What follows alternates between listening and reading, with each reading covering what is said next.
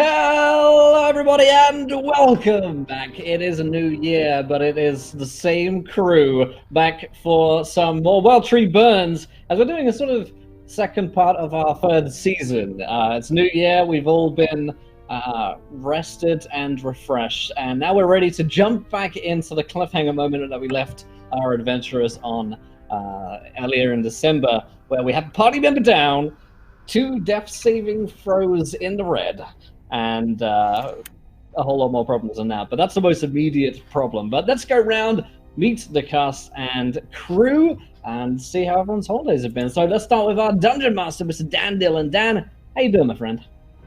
Hey, I'm doing great, and I'm delighted to be back. We had a nice, long mid-season holiday break, but I had a great holiday, and I'm refreshed, and I'm antsy to get back into life and games as we do. So yeah, I'm ready to do this. Fantastic stuff. And of course, I wouldn't be here, and it wouldn't be the Well Tree Burns if it weren't for McCloak. How you doing, my friend? I'm doing fantastic. How are you? I had a lovely holiday break. I went to a silent disco for New Year's, and it was super fun. Other than that, I put it. I was telling everyone earlier. I put this in the back of my mind, and I was like, I forgot about it until randomly today. I was like in the middle of work, like working a case, and all of a sudden it was like shit's hitting the fan, and I was like, oh, everything came rushing back. So I'm super excited, and Dan's gonna kill us. Oh, probably just Rowan. It's possible he's already killed us over holidays, and we just don't know yet. And it's going to be a really short session where Dan just tells us that we're all dead.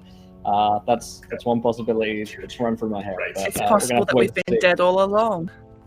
Well, for one of us, that's true. And it may be that you're going to be dead again. Scott, how you doing? I was fine until about 2 hours ago when I suddenly remembered, hey, it definitely wasn't me who was on 2 failed death saves. I'm sure it will be fine. Right. I'm playing Rowan, the Ravenfolk cleric, who I'm going to have to get back into her voice after like over a month-long break. So that'll be fun. But I feel really in character and ready for it because I can already smell the smoke of the Well Tree burning right now. It's great. Oh, God. Too real, man. Too real. Well, luckily, fun fact, for me, it's very easy to get into Rear Dan's voice because it is actually my real voice, and the voice that I'm doing now is just one I put on for the show. Birdie, how you doing with us today? How's your holidays? How you feeling?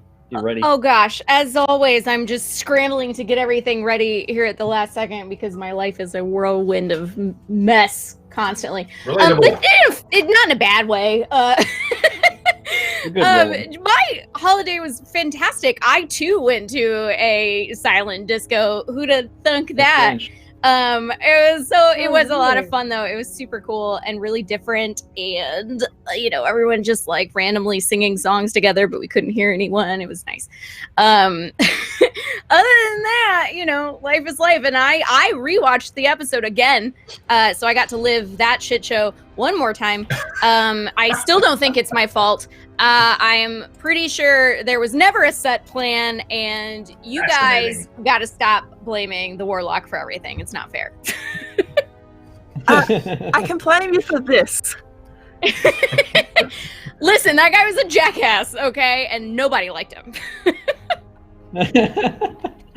Yeah, well, that much is true, right? That much is true. That's fair. Speaking of people who definitely aren't assholes and that we all love, in fact, it's simply Jackson. Simply, how are you? How's your holidays? How you feeling? How stressed are you? Was your New Year's resolution to lie all the time? I can't tell. No, hi, I'm Simple Jackson. I am back to streaming today, so I'm a little, my brain's all over the place. Also, my internet has been cutting out all day because the wind here has been, insane. So if I pop out, I'll be back. Don't worry. I play Tilly, our dwarf fighter, and she is not 9 HP, which is what I thought, which is great. Blessings all around.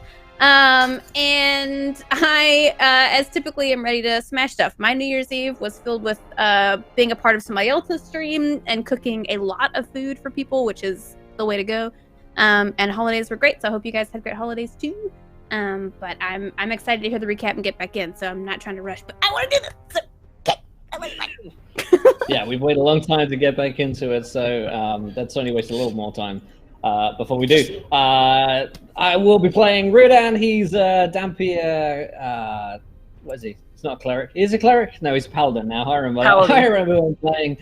It's been a long Hedonist. holidays. I've moved countries, moved house a couple of times, and now I'm in an echoey room that we just moved into. But I'm ready. I got my character loaded up, and I'm ready to do some heals, do some smashies. But before I do, I'll remind you guys, it's New Year, and we're here at Kobold Press on the Twitch channel. It's been going here for a couple of months now. If you haven't followed the channel, hit the follow button on Twitch, and if you also want to come back and watch any of the VODs, they're here on Twitch, and then they're also available later on YouTube as well. So you go to youtube.com/Kobold Press, and you can find all the playlists there of this show and The Last Heir as well, which is coming back for its second season in just a few days' time. This coming Sunday is when The Last Heir is going to be back, and that's at 8 o'clock Eastern, so definitely tune in for that great show, wonderful cast, also set in the wonderful world of Midgard. And if you want to learn more about Midgard, you want to learn more about the campaign that we're playing today, the world that we're in, the creatures that we're encountering, go to koboldpress.com or check out their Twitter account if Twitter's easier for you. Same for Kobold Press. Check us out on the socials, get following, help support the show. Love you guys out there, and I will hand over to Dan Dillon, our Dungeon Master, for, I guess maybe we could do sort of a mini-season recap in brief, Dan. I know you'd be pretty unprepared to do a full recap. No, it's all right. We can do just kind of a brief recap of the season, because honestly, this season's events have been strange and a little chaotic, and this season picked up in the aftermath of a desperate and deadly battle with your old nemesis, Cosinia, the vampire lady cleric of one of the high priestess of Morena from the Blood Kingdom. And you had all been arrested by an order of paladins and knights, the Order of the Undying Sun.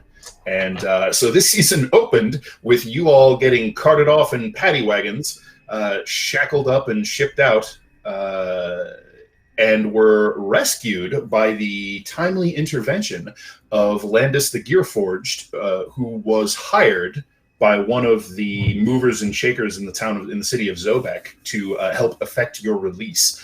One of your number, unfortunately, you did not manage to free, Glaz. He was taken to the Citadel and was being held for interrogation and execution because of the dark relics and forbidden knowledge that he was found to be carrying.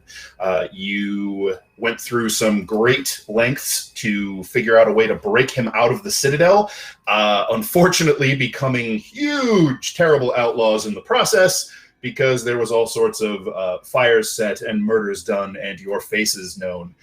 So you had to bug out of Zobek under cover of darkness, and that was a little touch and go. Some of your escapes were helped at the last moment by a mysterious Gearforged in a cloak, firing arrows from a rooftop. And then you made your way north. You've all since purchased a ship called the Sinful Princess, which Landis is technically the owner of. Tilly is the captain, and the rest of you have taken up various positions amongst the officers of the crew, along with Kaja and several of the workers from the Silk Scabbard, who were the secret worshippers of Morena, the Red Goddess, and the followers of Riodan's sort of splinter sect of that faith. They had to flee because their allegiances were made known, and that is a forbidden religion in the city of Zobek. And so you are headed north, away from the lands in which you are terribly wanted. Making your way north on the ship, you're carrying some cargo, trying to make some money, and you were stopped, waylaid by some giant brigands. And we just left off with a horrible battle between giants and ogres and a goblin warlord, apparently, who is a fearsome combatant and has just driven his spear through Rowan's chest. She is now laying dying, pinned to the loam of the forest by this adamantine-tipped spear. Her ghostly form is starting to just sort of bleed away into this ephemeral smoke at the edges, and you can see her chest is evaporating away to nothing around the spear point. She is currently hovering at the threshold of death's door again. And so that's where we're going to pick up, where as she loses consciousness with a crackling pop, a hill giant that Rowan had banished snaps back into the physical plane of Midgard and hefts its tree club and charges at you. So that is going to put us on, let's see, Landis just zapped the goblin, which ended negotiations. The goblin damn near slew Rowan, so that's going to put us at Cloak. Cloak, as I remember, you've been smashed on by giants fairly well. You have a potion of healing of some potency in your hand, but not yet drunk. And there is a hill giant barreling down on you. Oh, it's barreling down on me. How far away am I from... You guys are kind of clumped up like a JV soccer league at this point, and so it's just sort of running in your direction. The only one who's not part of the group is Landis, who's sort of 30-ish feet off to the south. Oh, yes. Okay. A sign of clear guilt. How far away am I from Rowan? I'm better at range, okay? You're easily within one move of Rowan. Okay. So if I move 20 feet away from her. If I move, will I take attack of opportunity? You are not currently threatened by anyone, I don't believe. Okay, so I'm going to move to Rowan and start dumping a potion down her mouth as my action. You have one in your hand, so you can... So I believe that was a greater healing potion, if I remember correctly. I think that's correct. So it's a 2d4 plus 4 health, so I'll roll that. 4d4 plus 4. 4d4 plus 4. Okay. Correct. Good numbers. Okay. All right. Healing potions are like reverse magic missiles. 15 hit points. Okay, That's pretty good. Rowan. This sort of syrupy, almost hot, tingling elixir pours down past your beak and down your throat, and you can feel the mortal wound that was driven through your chest knit, and you can see some of her color return, although she is still kind of ghostly and spectral. So you snap back to consciousness with 15 hit points. So that is going to be Cloak's action, unless you have a bonus action you would like to take. I am going to activate my planar warrior this round as a bonus Doesn't action. that only last till the end of the turn, or? I think it lasts until I hit something.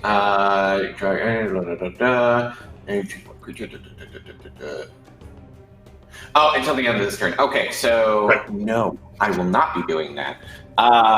Bonus action. Let me double check my spells real quick. I don't believe I have anything that's a bonus action. No. So on that note, can I use a bonus action to stand defensively over Rowan and be like? You can try to put yourself between Rowan and the giant, or you can't really get between her and the goblin because he's basically right on her. Although Tilly still does have him in an arm bar, so okay. So he's not. On her. Okay, so at this point, I look at Rowan and I was like, "Just hell with the shiny one, God!" Okay, so that'll be good for your turn, Riodan. Your turn, sir. Oh dear. Well, now that Rowan's feeling better, I'm going to step in towards this newcomer, this fellow, and give him a whacking, I think. Against the giant? Yes, please. All right. If I can roll some dice, I will start doing that. And in fact, I will, I'll do the triple lash. If I can find it. It's +7. Oh, and roll dice. Okay, so long. Man. I'll roll more. A 13, a 24, and a 9. Well, that's...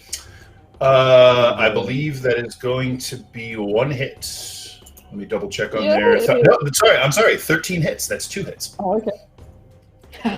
He's damn near naked. He's wearing what looks like the untanned hide of a bear, sort of crudely wrapped around his waist in naughty bits like a loincloth, and it's fly blown and reeking, and patches of the fur are falling out of the rotting skin, and that's pretty much it. The rest he's wearing is goblets of old meat and a smile. So go ahead and give me two lashes worth of damage on this here giant. Double lashes right on that area you so vividly described. 4 points of damage. Boom! Ooh! Hitting hard in 2020. Four damage right to the region. All right. He yelps a little bit. So that was Ryodan. Rowan, your turn. The goblin snarls down at you and rips his spear out of your chest. Yeah. Okay. I'm prone, yes? You are very prone, and you have dropped anything you were holding. Okay. If I need to get up, that's not going to provoke any attacks, is it? It does not, no. Just moving out of his reach will provoke unless you disengage. And my spiritual weapons disappeared because I dropped. No, spiritual weapon is not a concentration spell. It is still active. In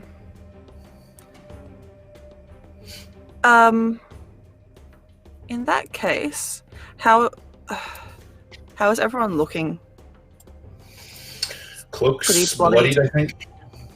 Yeah, Tilly, I think, has been dinged a bit. Ryodan, I think you were pretty well bashed up, weren't you? Yeah, I got pretty hard hit by the goblin. Yep. I'm not looking great, but... Okay. Yeah. In that case, she's going to reach her arms up to the heavens and cast a mass healing word. Ooh. Lord Father, look upon your children and please help us. And I think that means that everyone's going to get 1d4 plus 4. Am I rolling just one for everyone? Yep. Just one. Yeah, just roll 1d4, add your wisdom, and that's what everybody heals, and I think it's a bonus action, right? Yes. Oh, it is. All right, so keep in mind that you do that, you can't control the spiritual weapon. That is true. Those are both bonuses.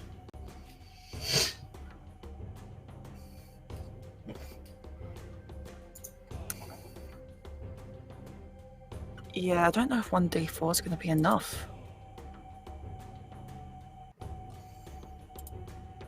No, you're within touching range of Ryodan, Cloak, and Tilly, if you want to heal anyone.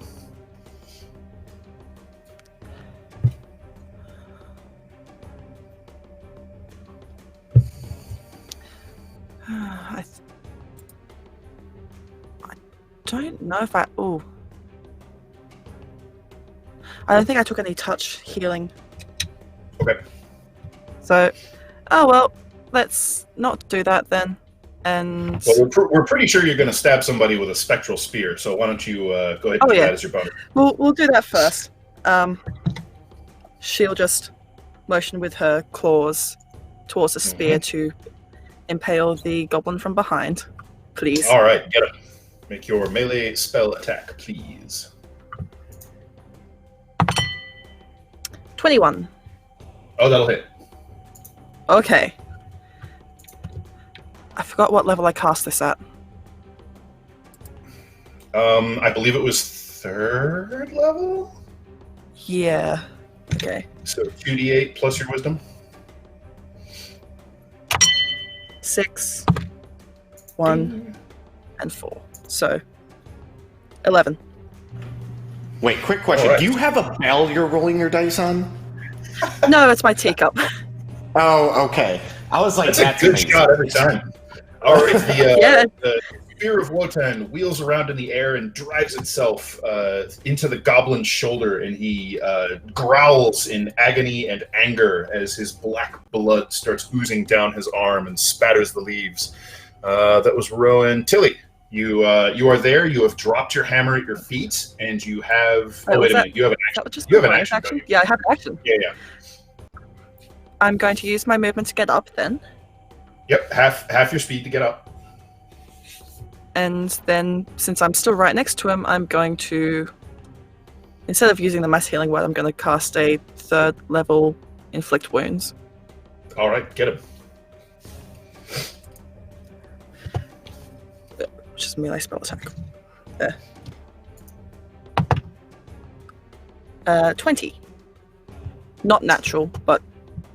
Right, dirty 20. He...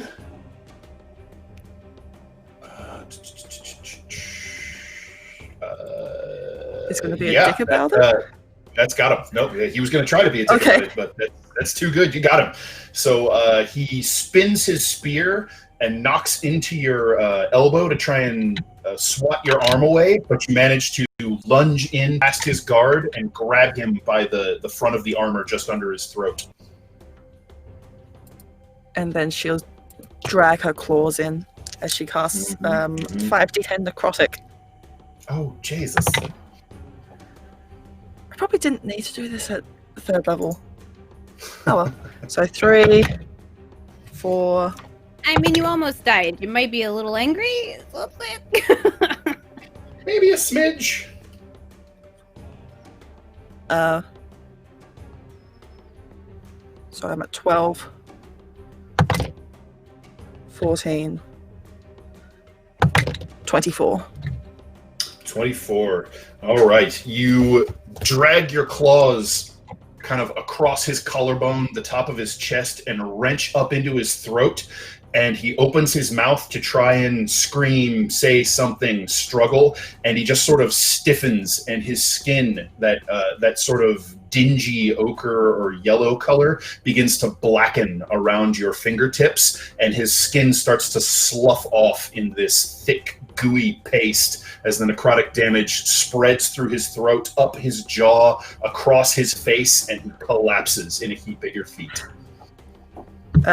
I'm just going to rip out his jugular while I'm there. Then you just kind of grab this clawful. Yeah, this clawful of it's sort of a mixture of sludgy ash that you rip out of his decaying throat.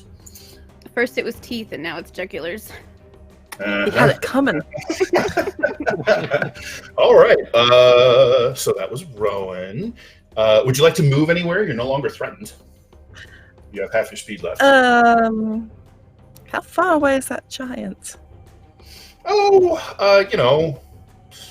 20, maybe 30 feet.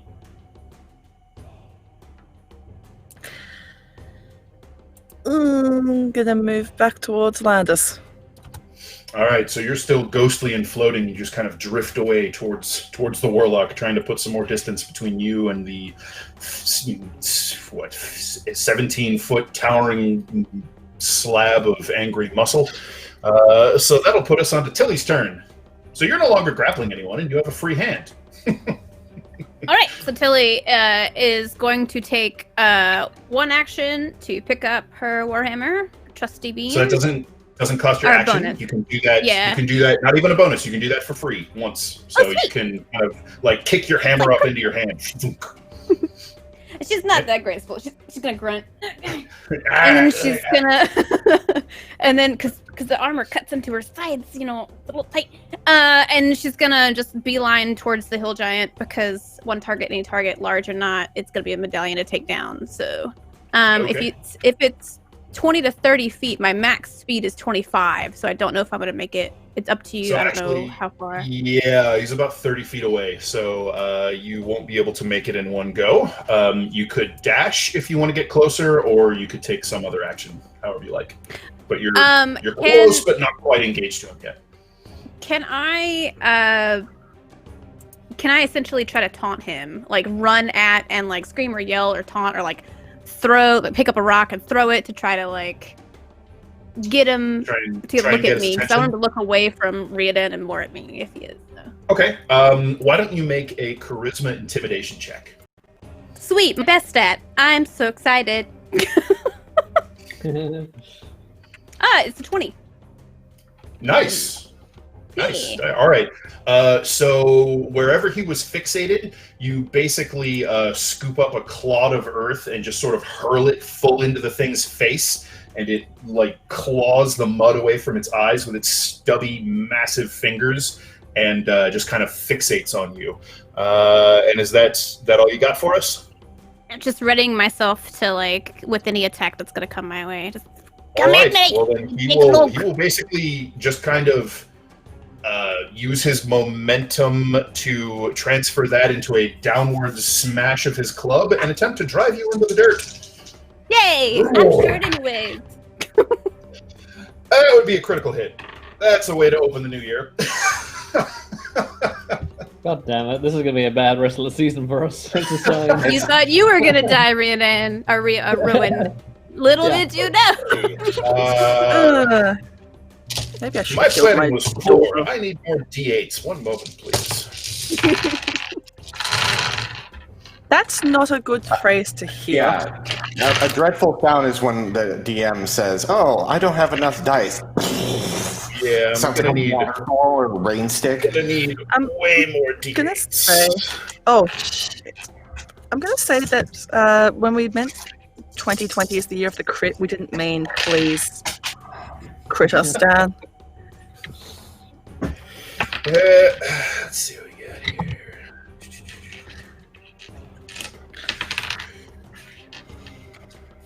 So that is going to be 32 points of bludgeoning damage.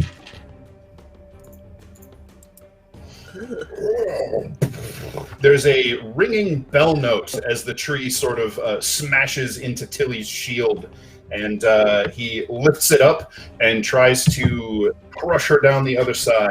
Oh! And rolls a nat 1. We have parity and balance here. Nice. Hey, this is So great. you spin out to the side, and he throws his weight wild and off balance, and just sort of gouges the forest floor right next to you. So that'll bring us up to get him off my initiative order. He did. Landis, your turn. Cool. Yeah, Landis looks over at Rowan, who is moving towards him, and says, "See, I knew you'd be fine. Everything is fine." And he's gonna turn to the giant and shoot a couple Eldritch blasts off. Because why If not? looks could kill.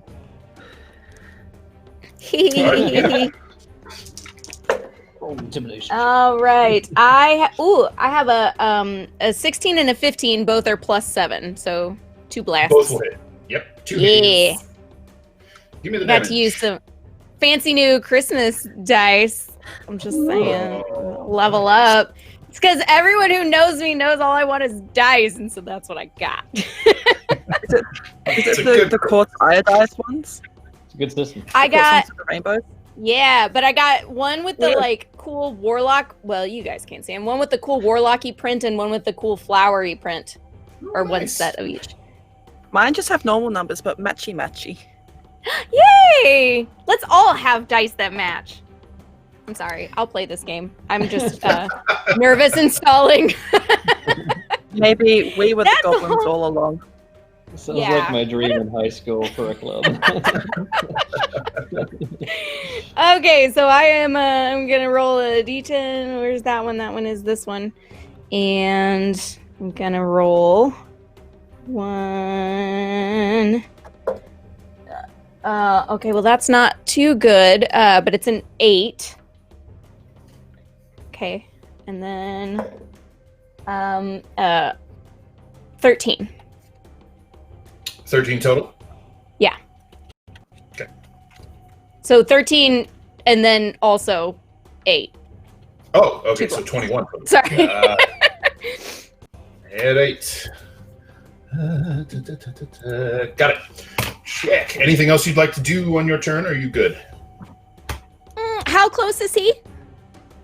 From you, probably 40 feet away. Okay. Can I just move in front of Rowan? Yeah, absolutely. Just put You can myself kinda- between them.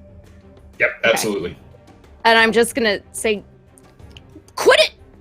Bird, you're not supposed to be right on top of him! Let us do the on top of stuff, or them ones with all the armor and stuff. And you're not supposed to be sabotaging us. Right. I'm not, Cloak, he your turn. sucked! He does As this argument's happening, Cloak. There's bickering happening over on your right. Cloak runs towards the giant. I don't know how far away he is. I can move 35 feet. Yep, you can And as he's running forward, he's using his bonus action to do Planar Warrior, so the sword does the blue flame, and he's going to attack him twice. Get him. Here we go. What's my plus again? 21. That'll hit. For the first attack, and the second attack is 23. Also hit. Okay. The first attack will be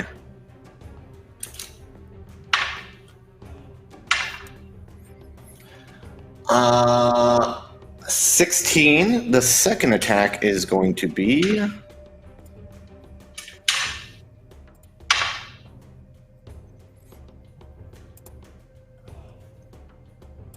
22. So 22 plus. Did you add Planar Warrior on both of those? No. Okay, just rolled really well on the second one. Got it. Yeah, I rolled a 7, a 3, and a 4, and then plus 5. Yep. All right. Oh, that 19 for the second one. Sorry, I did bad math. Okay. So that was a total of 36 damage. Yep.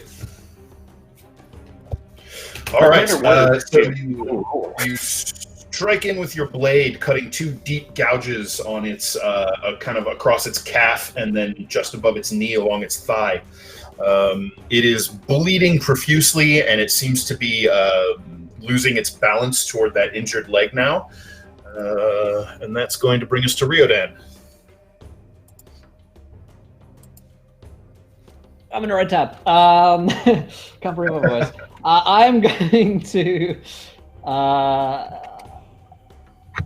Well, this guy has turned attention to Tilly, so I'm going to try again with the lash, and I'm going to hope that all 3 hit because I get to do a cool thing. Yeah. Him in the butt. Oh my god. Okay, well that makes up for it. I rolled a 9, which is a miss, and then a nat 20, and then that'll be a critical hit and a hit.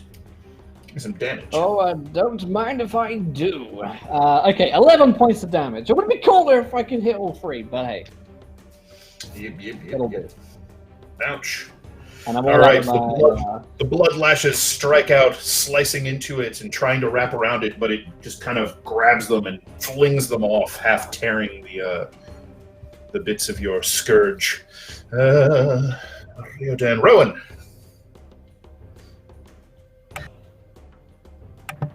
Well, how is this giant looking? Oh, terrible. Terrible? He is bashed, he is burnt from eldritch energies, he is slashed and bleeding. Yeah. Okay, first I'll send the spear towards him, so I'll pick it up from near the body of the goblin. Mm-hmm. And then she will motion to hurl it towards him. Yep.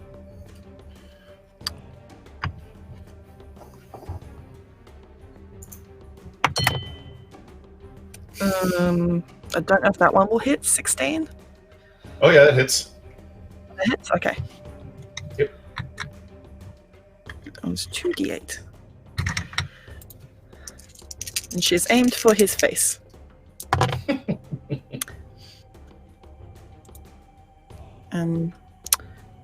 14. Okay, 14 damage. All right, the spear flies through the air with a soft whistling sound, and as it rears back its club and bellows, it sort of gasps as the spear transfixes it through the mouth and out the back of its head, and it kind of slumps and hangs there, dangling, suspended by the spear, and just slides slowly off of it. And Tilly, you have to kind of skip out of the way as the corpse collapses and rumbles the ground next to you. Notably, half skip, half hobble. Just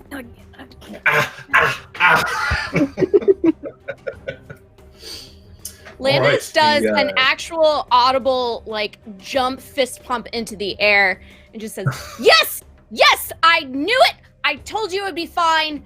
Everything is fine. I am so smart and did the right thing, and now we get all the treasure. And the bag and the glory." I'm going to use my action to tackle Landis, please. Okay. You're sort of in the middle of, like finishing off your triumphant pronouncement as Rowan kind of hits you from behind. Do I roll against that? Yeah, like, what are you trying to do, Rowan? Are you trying to, like, knock him down to the ground? Or? Yeah, tackle him to the ground and pin him down. Okay, go ahead and make me a strength athletics check. And Landis, you can make a strength athletics or dexterity acrobatics. And I'm going to give you disadvantage. You were mid-celebration, probably not expecting to be tackled by the bird mom. No. Is this a team hug? Just jump on the pile.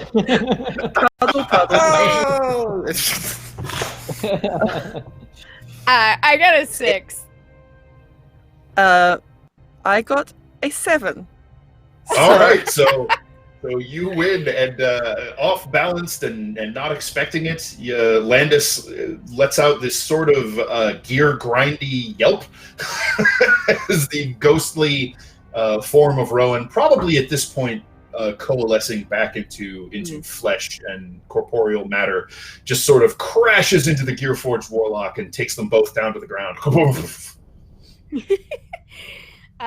Landis, once he lands, says, okay. What will you probably deserve that. Listen, he called you a witch. I saw the look in your eye. You didn't like it either. Okay. Why are we going to make a deal with this asshole? He was being a complete jerk. I knew that we could take on him and that stupid giant if it showed back up. Now they have no one to lead them. You killed him. That makes you the Goblin King. I'm pretty sure that's how things work with them. And we could just go back there and get all the stuff we want. And now they can't kill anyone else because we're going to be in charge. Or maybe they'll make some good crew members. Some of them probably want to go out for a ride every once in a while. I don't know. Listen, we're in control now. Is all I know. I almost died. Tilly almost died. Cloak we almost died a lot. Not just today. Like, we almost die every day that I've known you. So it's not that much of a change. Landis, how do you resurrect a ghost? There's going to come a time when I cannot come back. You're a ghost. You can't kill a ghost. I don't believe that. Listen, you're alive or not alive.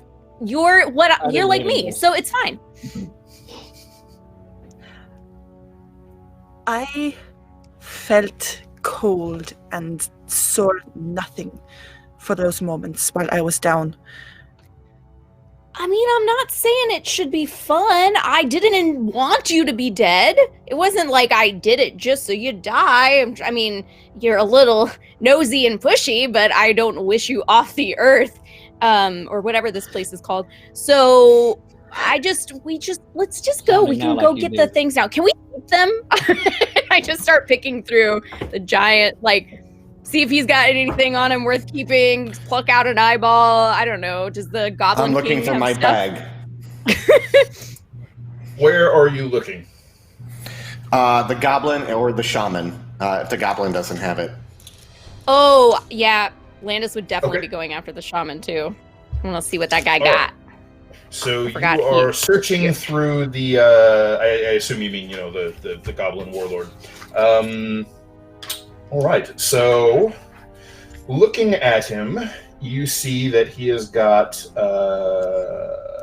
the spear dropped near his body is, again, the spearhead is adamantine, so that is very much not a normal weapon. And it seemed to deal its full damage to Rowan, so probably magical as well. His armor and various pieces of jewelry that he's wearing are all in, despite now being blood and rotten flesh stained, are of high quality, in very good condition and repair. But the thing that most catches your eye is the thick leather and kind of iron and brass embellished belt that he's wearing. It's wide and it kind of encircles his entire midriff. And it looks almost like a wrestling or boxing sort of championship belt. Not quite that blinged up, but it's that sort of style. It's very wide, broad, buckles in the back, massive. So we have to give it to Riordan, and he has to lose a shirt, and then it will complete the look. Sure. And he has to raise his eyebrow. I mean, I feel like it would match. It would match me. It's all kind of metal and stuff, and I'm kind of made of metal. Honestly, you need some new clothes. I'm fine. Cool. Yay. One of us needs a wardrobe upgrade, and it's. I think we'll figure out what they are later. But hold on, and then I walk out and say, "Tilly, that's a magic spear. I think that's a magic belt. He might have magic jewelry on him. Who knows?" And then I just kind of walk off towards the shaman. Okay. I should walk the bag. Tilly's probably unconcerned by gear, but concerned by her bit of bruising, is going to sit down and use her bonus action to take a bit of second wind healing. Second wind, sure. Yeah. Rowan's going to come over and help you as well. Thanks. I mean, I thought you were going to run with the warlock over there, but, came back around.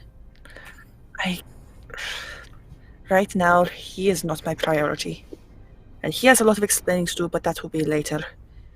I love you, Rowan!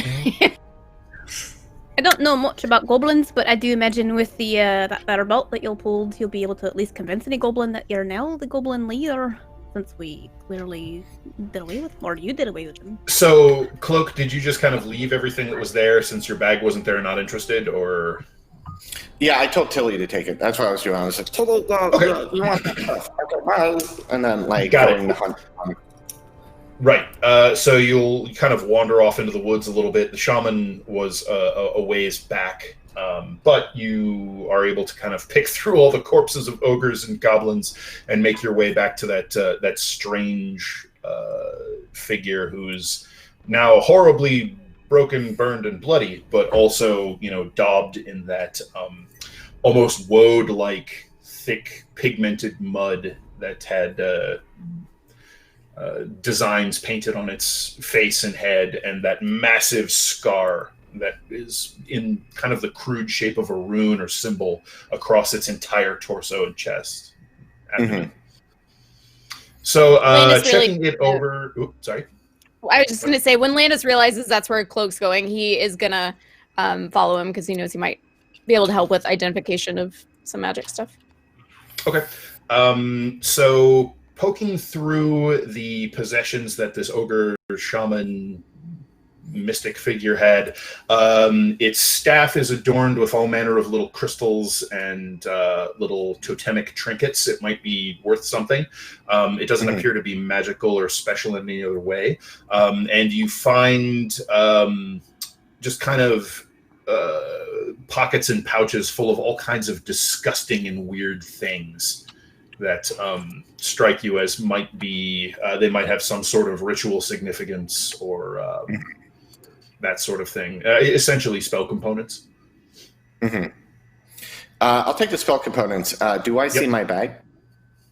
You do not see your bag. You can scrape together the contents of a component pouch, and you don't see your bag of holding.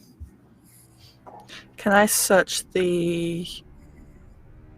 Oh, has anyone searched the goblin already? Oh, yes, they have. Cloak picked him over. Okay. And then moved on, and I think Tilly was policing up anything of value off of the goblin. I just Tilly just picks up anything he listed off because value is like whatever. So his spear, you could strip the studded leather armor off of him. It seems like it's in good condition and is fine quality.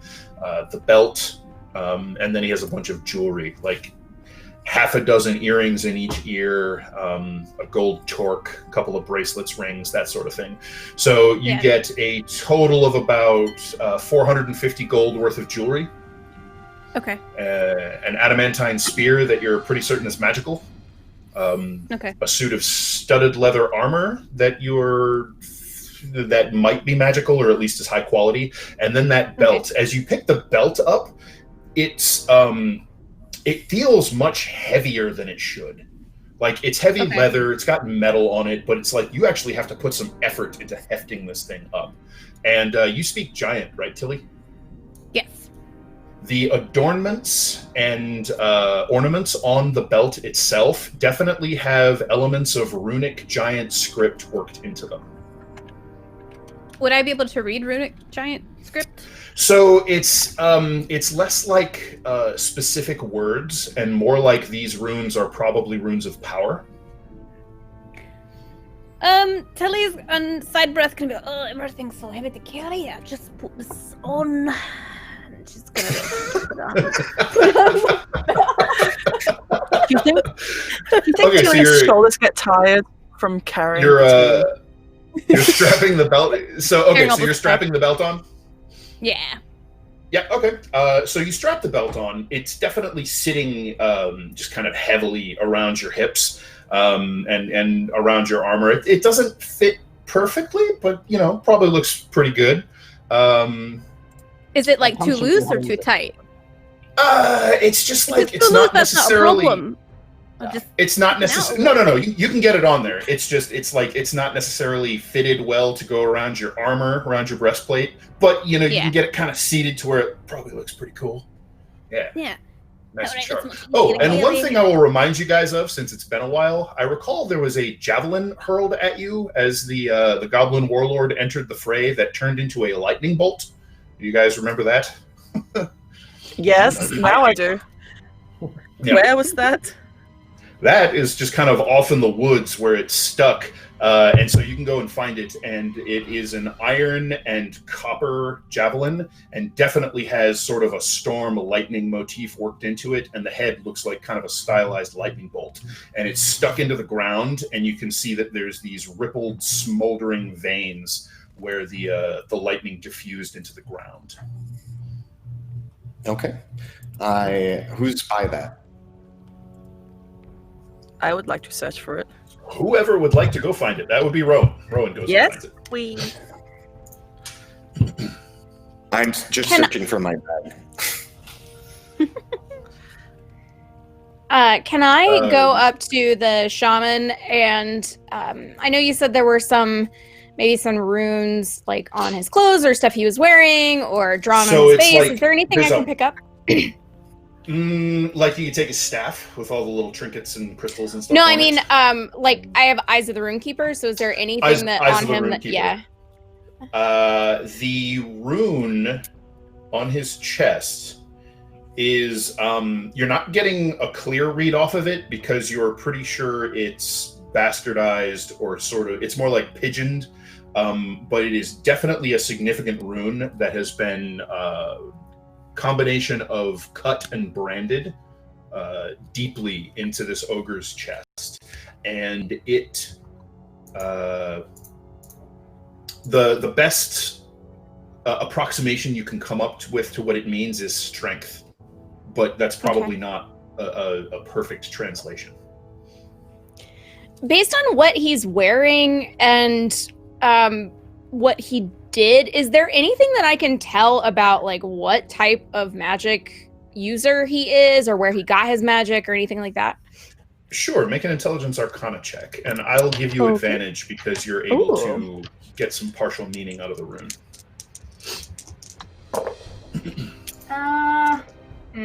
Only a little. Oh no, never mind. 19. 19. Okay. Yeah. So it is known to you that giants are, or were long ago, before kind of they fractured and fell into decline, they were potent practitioners of runic magic from the Northlands.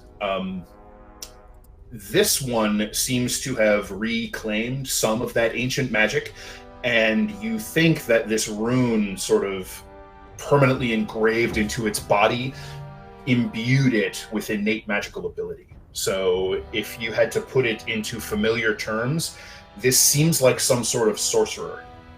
Okay. Can I, yeah, I should have a pen and paper in my pack. Can I try to draw it out real quick? Yeah, sure, you can copy it. Okay. And you said I could take his staff with the crystals on it? Sure. Okay, I'm gonna take that. So yeah, you have a staff that is functional as an arcane focus. Sweet. Okay. Rowan, you retrieve the javelin, no problem. And yeah. And now I'm going to go back over to Tilly. Are you still hurt? I mean, clearly I'm fine. She's gonna try to tell you that she's totally fine, but she's definitely still bruised. I'm dying. Like armor might be a little dinged and things. Fine, but, like, It's so bad. she's like maybe with a bit of like a splitted lip. She's like, I'm fine. I've got. You get nothing to worry about. It's. I mean, Honestly, look, Tilly's fine. Surely Look at me. I'm dying here. I've lost like 10 I think HP. the other one is wailing. Maybe. Poor thing. She scuffs him off like, yeah, just go help Rhea then. Also, excuse the dogs in my voice for some reason. Don't know why they're all coming through. I don't know, but yeah. If I'm looking around at the party who seems still hurt, Riordan didn't really take any blows. Cloak is still bad. I'm still bloody, but he's digging through shit trying to find this bag, which is coming to no avail, but he's being stubborn. Yeah. He's collecting gold along the way and bringing it into the pile of gold that we're getting. So most of them were not carrying any treasure or even equipment of any value. The goblins, like the scout warrior type goblins, they were carrying equipment that was not as in good repair as the warlords. However, each of them has a couple of arrows, and those arrows are tucked into quivers that are shaped strangely. Poison arrows. Because we got shot by them. Correct. So you take one of them out and examine it, and yeah, it looks like there's a reservoir in the bottom of the quivers that is leaving this sort of thick, black, oily substance on the arrowheads when you draw them out. Okay. So I put that back. Sorry. Oh, I put it back in, and I gather those arrows and put them in like the pile of stuff I've been finding. And then you see Cloak get mad. And he's like, "Cloak's not fucking here. Okay, this is what we're gonna do." And he takes out his sword and he starts cutting off the goblin's head and like getting like a like whatever kind of clothing it had on and making like a bonnet and like putting it over his shoulder, and then starts marching off towards the encampment. Yep. So you lop off the half-rotten goblin warlord's head and wrap it up into a bindle made out of his tattered cloak. No problem. So you have a total of 5 of those poisoned arrows. Landis is okay. Once he notices Cloak kind of stomping off, he's gonna say, wait, 1 second. Let me at least get some intel before we go back, and so we know how many are left. And then he's gonna close his eyes and cover him like this and think really hard and have a chat with Edwin, who was on his way back to the lair, if I recall correctly. He was there, right? He was there because he was Yeah. looking around and he found all the treasure and he said that there were everyone had cleared out. Right. Okay. Yeah. So you you reach out to Edwin. He's kind of just hanging out there waiting. How's it going, boss? Well, it's a little better than last time we talked. We killed everything. So that's good. Yes, a positive. They almost killed some of us, but everything is okay now. Do you know how many are left there of anything? Yeah, so some more ogres have come back, and they left a few. They didn't take everybody when they went storming off into the woods. There's a few here, and some more have come back from whatever they were doing.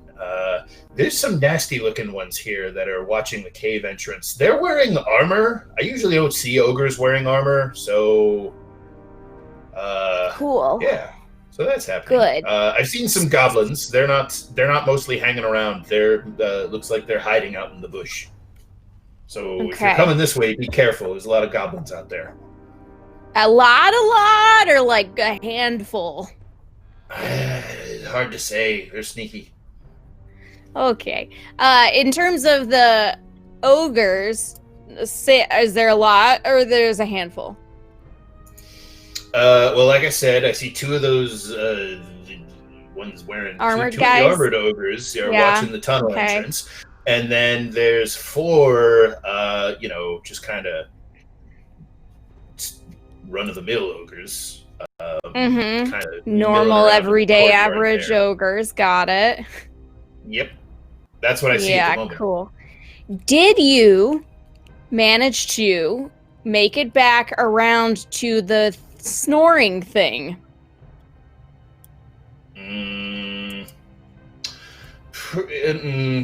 I don't hear snoring now. Does that help? Oh, I don't know. Okay. Wait, one question. Okay, have you seen the bag? Because Cloak is losing his mind right now. Oh, for freak's sake. Yeah, I mean, there was a lot of stuff back in the boss's room. It might be back in there somewhere. Is it empty right now? Because if you could go there. Yeah, I'll go back in. Hang on a second. Okay, I love you so much. You're the best. Oh, he just. Edwin. I was waiting for him to say that he loved me too, and he didn't. So Linus gets sad. He would just say, "I know." Yeah. So I have a feeling if I did tell you, it would be to like try to buy your affection over something. So it's probably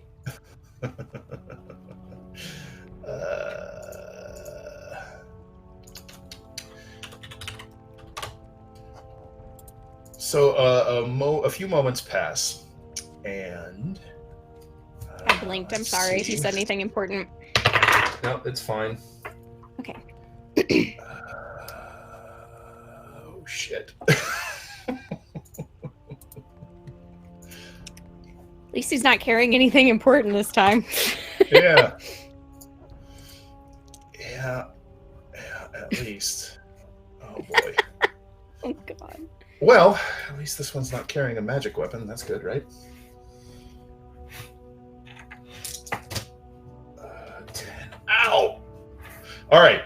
So there is a telepathic sort of burst, this almost like static squealing burst of pain that comes ripping back along your telepathic link with Edwin, and then just kind of goes quiet, and sort of just long enough for you to start letting the anxiety spike when his voice says, "Okay, I don't want to try to go into that tunnel again. They heard me. One of them got a lucky shot. Okay. Think my wing is broken. You know, okay-ish. That's fine. Listen, just close your eyes and I'll bring you back. And then I'm gonna dismiss him. Okay. And then I'm pull him back to gonna, you. yeah, I'm gonna bring him back and pop him up next to me. Yep. So he appears a little puff of swirling golden sulfurous stinking smoke, and he is like slumped, and one of his wings is definitely bent at a sort of a nasty looking angle. Several of the bones in it look twisted about midway down, and he's kind of there's this thick red blood that's steaming in the chilly night air. Sort of running from his long nose and down his arm, and he grins with his sparkly little teeth and says, "Hello. This hasn't been my night, boss." It hasn't. Listen, I'm sorry. I should be more considerate of you and your deaths. You should probably just taken a nap after the first one. It's my fault. Listen, here, why don't you curl up in my bag and you can take a nap if you want, and then we'll talk. We'll talk later about additional training. You make your apologies, and he says, and he shrugs and then winces. Okay, all right. And so he sort of like climbs up your side, up your leg, and into the bag, and just sort of settles in with a. All right. I cover him up with like a little handkerchief that I keep for him, and all right, good night, buddy. Right. Yeah, sure. Okay, so Cloak has wandered off into the woods, and Puff Puff has gone and found him. I'm gonna trot after him and quietly say, "Cloak, wait, just 1 second. I have intel."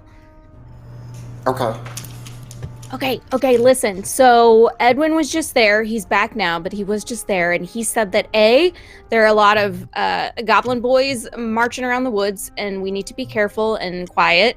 And B, he said there's 2 armored ogres at the entrance and 4 normal ogres elsewhere around, and then also some more other things, goblin-y guys. And what about the giants? the thing's not snoring anymore. Well, we killed the thing that was snoring about. Did we? Well, yeah, and I held up the head. Are you sure that was it? Wasn't that the boss guy that was talking when that thing was snoring? I don't think this little goblin boy could snore loud enough to make it sound like a fucking earthquake, man. True. It might have been a giant taking a nap, but I plan on getting closer, sleeping for 8 hours, and then using my spell sneak in and get my bag back and locate it, because I can locate it, but I can't find it here because nothing had it on it. So I'm very upset, and I need to get my bag. Right. Should because of the goblin boys in the woods, should we nap further away? Oh no, they're like way down there. Okay. Edwin, I know what Edwin's talking about because I was the one who pointed it out to him.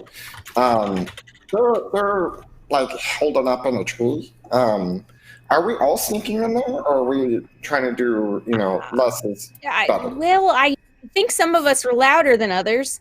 Maybe we should not all sneak in. Perhaps be there as backup, or. I don't know. The last couple times I've made decisions, you guys have gotten mad at me. So I feel like I should stay out of this one. I just wanted you to know who's around, is all. I mean, honestly, we should kill them all. That's my opinion. Are you sure that... How do goblin hierarchies work normally? Or rather, what is the hierarchy here? Can I roll a nature to see what I know? This would be more in the vein of a history check, I think. Okay. You can make an intelligence history check to see what you know about goblin. 18. I rolled an 18. So they tend to have, assuming that they're not part of something subjugated by someone or something else, they tend to fall into clan or tribal setups. So they'll have, one leader that sort of is kind of the top of their little hierarchy, and then they might have lieutenants or like sometimes they'll have a shaman or a witch that is kind of an advisor, that sort of thing. If this was really the war boss, which I think it is because he was decked out, do you think that would cause disarray? I mean, it's definitely going to disrupt their dealings if their leadership has been killed. Like, And their it's not immediately going to make them worship you as the Goblin King, as some people are suggesting.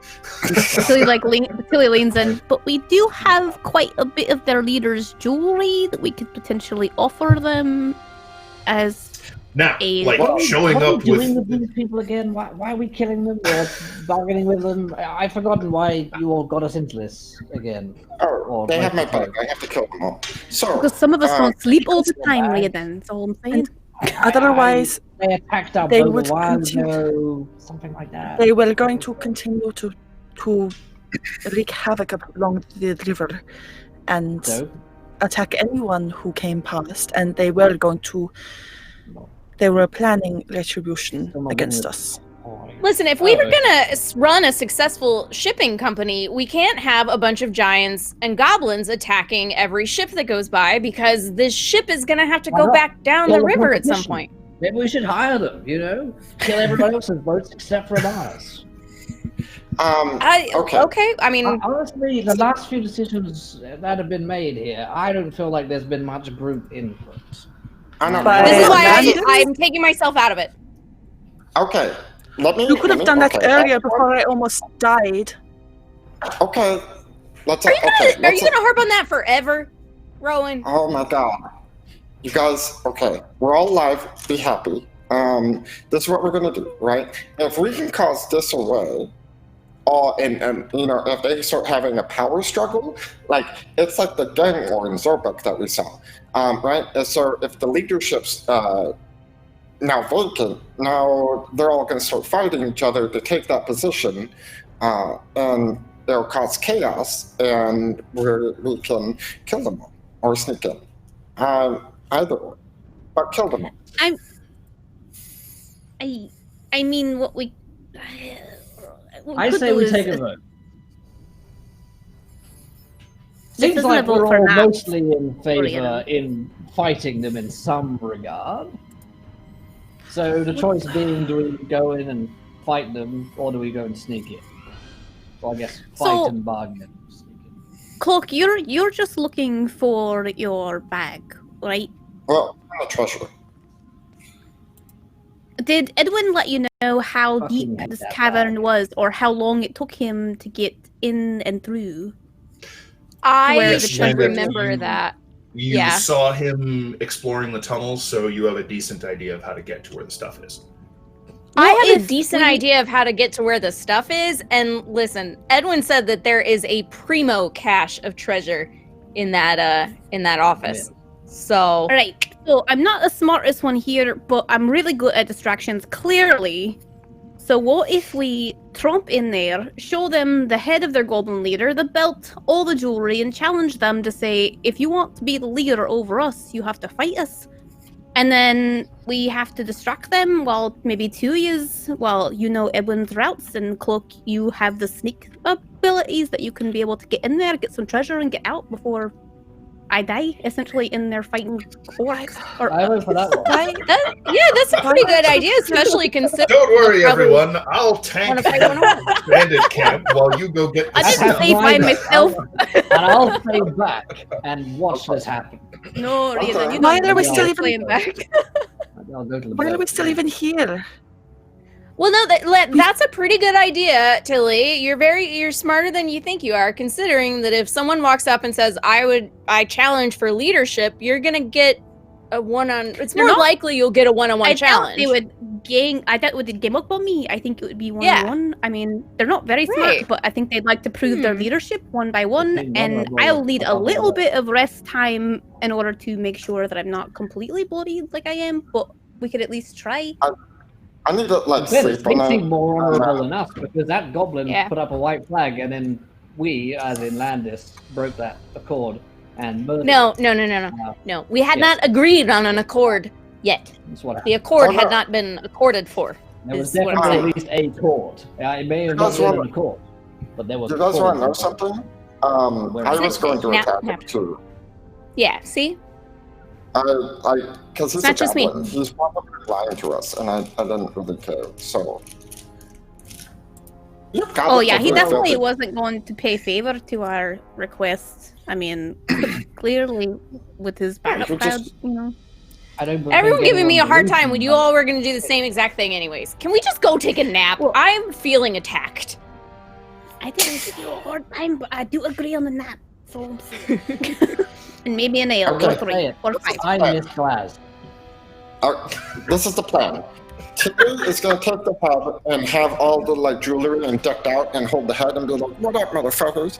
And then we'll be like, "Okay." And then Edwin and I will be the sneaky crew, and we'll go sneak through and get the stuff. And then hopefully by that time you can convince them to either disband, and then we kill them one by one, or just remind me for a moment, because we don't have the bag of holding anymore, does that mean that we don't have the tablet? No, Landis has a tablet. Yeah, sorry, we took them Landis out put of the that tablet? bag because Cloak was Okay. very concerned about them being in that bag for some reason. Where are they currently? On the boat. Or in my bag. Me as Birdie honestly doesn't remember. It's been a while since we talked about them. I'm so sorry. The previous contents of Cloak's bag are stashed in Tilly's cabin. Okay. But the tablets were not in the bag. That's good. Landis had them. I don't know where Landis kept them. Yeah, they weren't in the bag. I'll go back and figure it out. I'm so sorry. I don't remember. They're not on me though. Okay. Well, this is very encouraging. Okay, let's vote think- on Cloak's plan, or I believe Rowan, do you disagree? You don't want to do it? I don't know why we're even doing this anymore. I kind So, of agree. there It is- feels like it's not a group project. I and mean, I'm not good with teamwork. just look at me for a second. No offense, Cloak, until he motions Cloak. He's not going to stop until he gets us back. Like, even if we go back to the boat, no offense, Cloak, you know he's going to continue to go after it. That's his, pride and joy, it's precious baby. It's Seems his Edwin. problem, you know. So, if we call it don't back. want a part... So, I mean, if we want Cloak to do it alone, he's going to do it alone either way. If you want to do it with help, I mean, I know it's great disparaged from the route we needed to take anyways to get away from the whole threat back in Zolbeck, but I mean, together's quicker than waiting on him to let us know he's, no offense, Okay, probably let me do it this really way. fed off. Let me do it this way. If you're looking for a good way to do it, we'd be saving future travelers down the path. If you want to have a different motivation, there's a shitload of treasure there. I mean, you can play it whatever way you want to go. I do like treasure. All right, let's take a vote on it. Either we help Cloak or we don't. The method in which we help Cloak, I don't much care for. He can figure that out. The flap of Landis's satchel kind of pops up, and and Edwin's head pops up, and he says, "I vote we line our pockets with all the goblins' treasure. Can any of you teleport us into the lair so we don't have to fight all those ogres and I don't have to get smashed again?" You're basically A secondary. little quieter, citizen. Edwin. Wouldn't get smashed. If you get a vote, then there's a even amount of us, and we. There is bias though. I mean, whatever. I vote how the boss votes. But seriously, though, can any of you crazy magic wielding freaks teleport us just into the mountain, I can do so we something don't even have else to worry currently. about all those things? You mean Cloak, like no. a magical door? I mean, I don't know. Cloak? I'm not a wizard. Cloak, What? may you please describe your bag to me? Tilly has completely zoned out about magic talk. Just I have seen it, but Doesn't one of us have some sort of weird magic door that allows us to hop from one place to another? Oh, I'm the one that knows about magic. You do talk a lot, Landis, and I have to say, and this isn't personal, but I find you very boring sometimes. And Rowan... Has this been an hour of talk? Can I take a short rest? absolutely.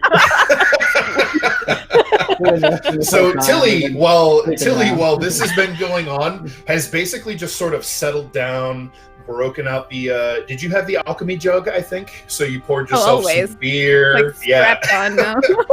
Like you, yeah. So you have a sling on it. You break out your stein. Yeah, you've kind of.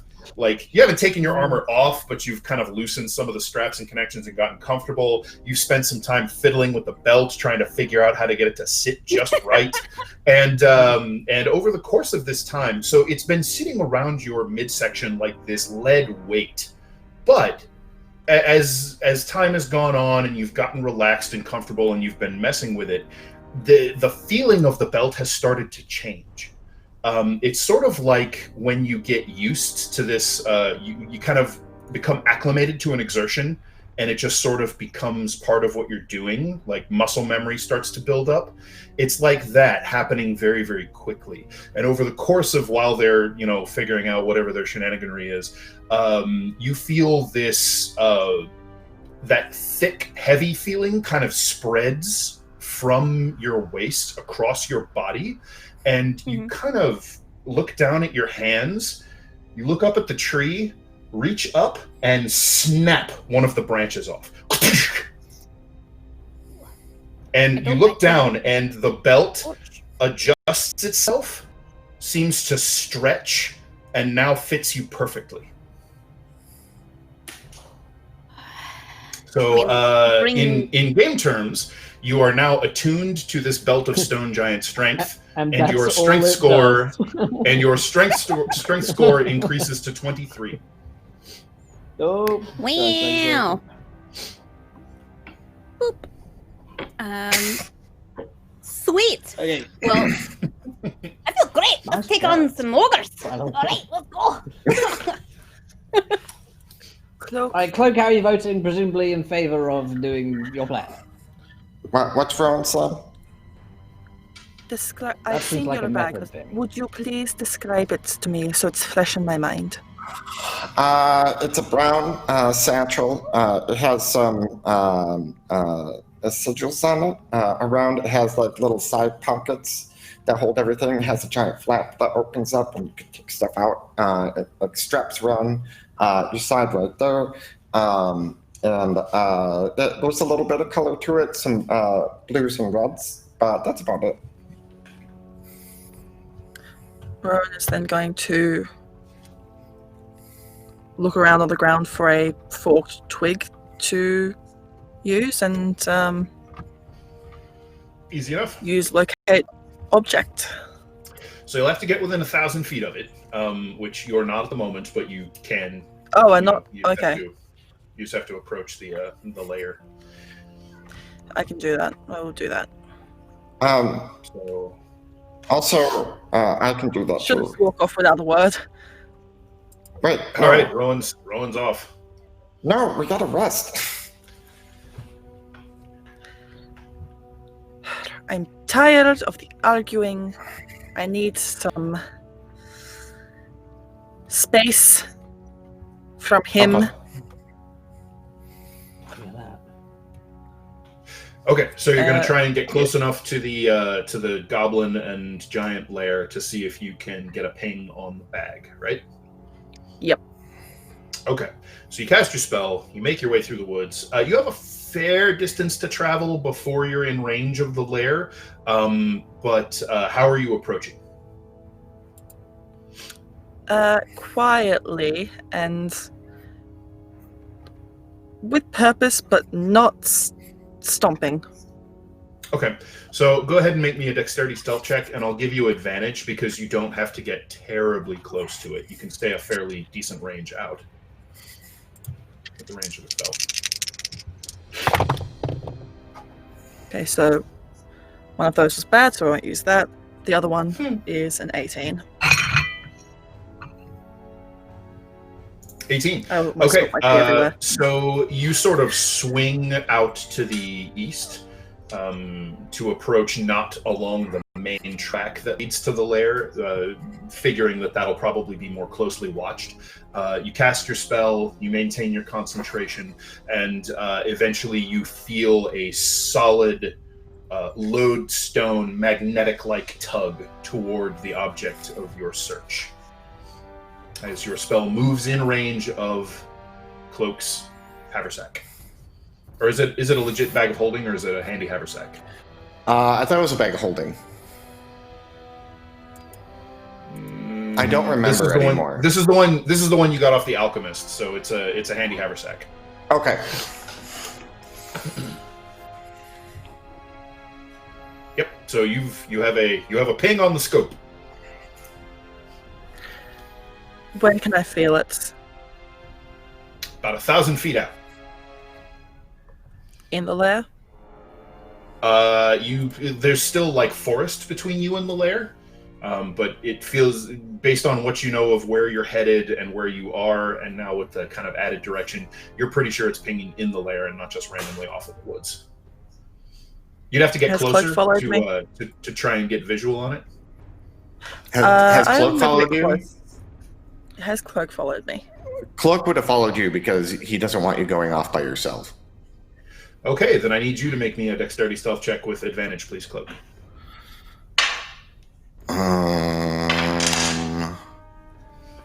17. Okay, all good. Rowan will continue to get closer as she senses that Cloak is following her. It is in the lair. Okay, that's fine and dandy, but like we can't go any further than this because there's like literally a bunch of goblins in the trees up ahead. I start pointing out where they're at. So the ones you saw were watching the main trail, and Rowan has swung off to the side, so you don't have solid locations on where. Oh, I didn't know that. Okay, never mind. Disregard what I said. But so you can tweak that to, they have goblins watching the area around the lair, so yeah, we're probably getting close to that. Yeah. So I recommend we don't get any closer. We know it's in the lair. I recommend we rest and go. If I get a little bit closer, I'll see where it is. You want to find it, don't you? Yeah, I know what spell you're casting. I have that spell. I know how to cast that spell. I was going to use it when I was going to sneak in there and get everything. But, and then slowly, if we go out this way and kind of like guide her to the path where I went out and about a little bit further, to kind of avoid getting seen or anything like that, and kind of lead her through the forest that way, and quickly stealthing with her.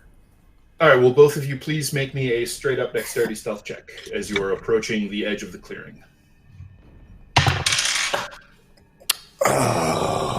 9.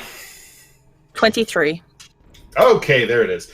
All right, so you're finding yourself a little bit distracted, Cloak. You're frazzled, you're tired, you're still pretty beat to hell, aren't you? Aren't you still bloodied? Yeah. Yeah. All right, so you're limping a bit. You've tended your more serious wounds, so you're no longer bleeding.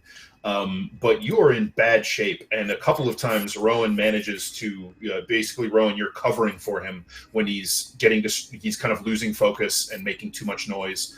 At one point, you actually catch sight of movement in the bushes, Rowan, and pull him down out of sight, and you see a trio of goblins with bows drawn, sort of creeping through the woods, patrolling.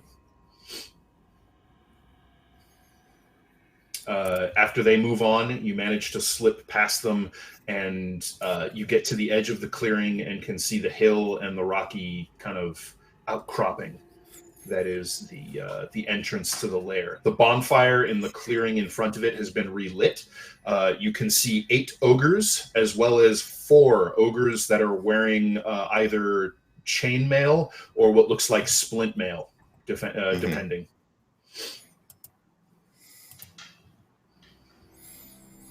Okay. Stay quiet. Yeah, but okay. Is it in the cavern? Can we go back now? What am I feeling? Has What are you feeling? Oh, I mean, yeah, you have a fix on the item. It's inside the hillside. still nothing clearer though? You don't get anything clearer. You get like distance and direction. Okay. Yeah. Let me double check, make sure I'm not shortchanging you. 1,000 feet of you. Sense the direction to the object's location as long as the object is within 1,000 feet of you. If the object is in motion, you know the direction of its movement.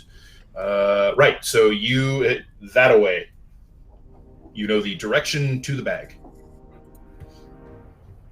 So if you were to go into the lair, you'd be able to home in on it really easily. And you're able to confirm that it is in there, and it is currently stationary. It's in there. They haven't moved it. Okay, let's go back.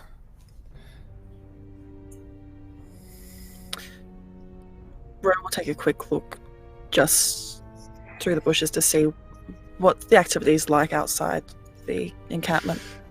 So it looks like the ogres are kind of cooking and eating a crudely butchered animal of some sort, largish. Can't really tell what it is. Maybe an elk, maybe a deer, that sort of thing.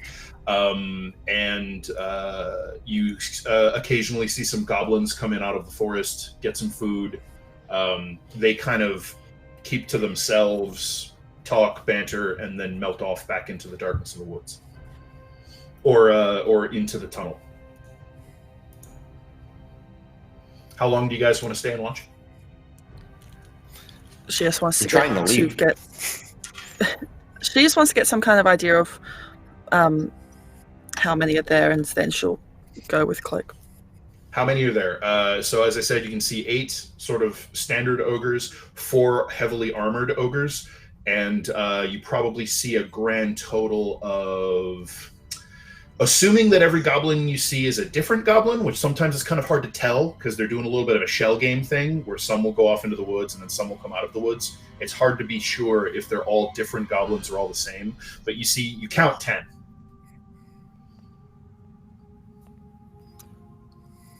There are too many here. We need to go discuss.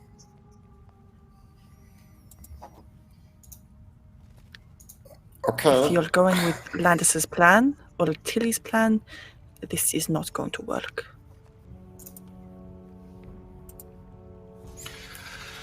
I mean, we can say it blue in the face, but like honestly, Edward and I can just sneak in, and that's fine. But we need to quick go aside, get out of here. the 3 of you who are back at the stationary encampment, you can all at this point have completed a short rest, no problem. So if you wanted to spend hit dice to heal up, Landis, you recover your warlock spell slots. Tilly, you recover all your short rest recovery items. So you're like your second wind.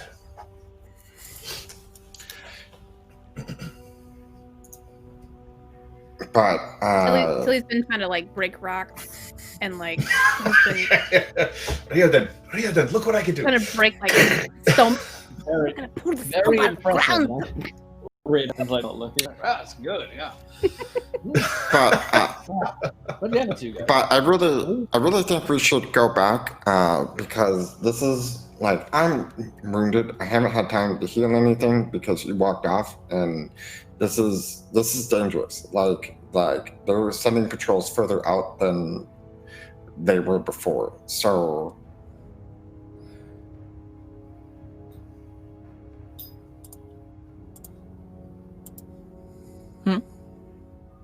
yes. I'm talking You cut out there for a bit. Did I? Sorry, my headphones cut out. We need to go. This is like really dangerous, and Yes, honestly, like, We can Look, go. here's. Yeah, let's go. Let's go. Yes. Okay. We start making our way back. Yep, you guys slip away and make your way back to the camp, and you can hear this like grunt of exasperation and a ripping sound. Sounds like wood snapping and splintering, and you can see Tilly is like ripping a tree stump out of the ground with her bare hands and then holds it up over her head. Doing. Oh, he said I couldn't, and you see what I just did? Give me any of the boogers. Give me any of them. Any of them. Let's go. Plan and effect. All right. I told you the belt's magical. She attuned to it, probably.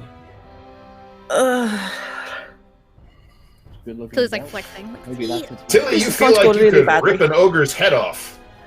Ooh, like, don't even worry about me. You guys can't stay in the woods. Keep an eye out for anybody coming. I just walk in there with the goblin head and the wings. Maybe you should just challenge it to an arm wrestling contest, whoever their new leader will be.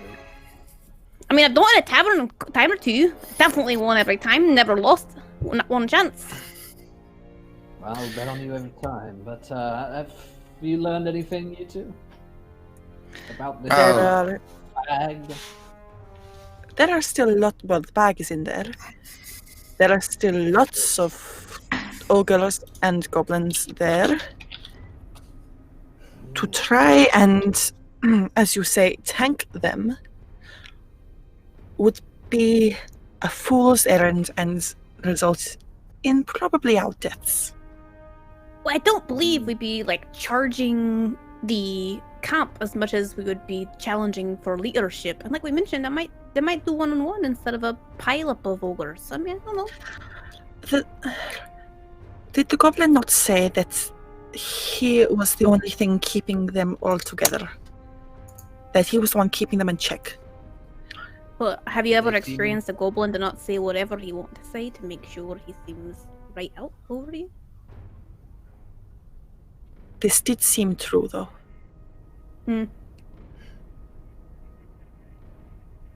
What were He they doing didn't at the say time? They he was seemed the out of only thing. He didn't say anything about he was the only thing keeping them in check. He said that if you thought he didn't have more forces, you were wrong.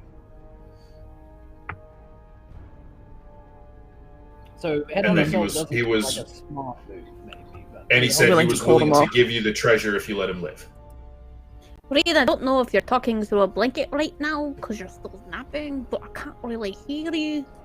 Oh dear.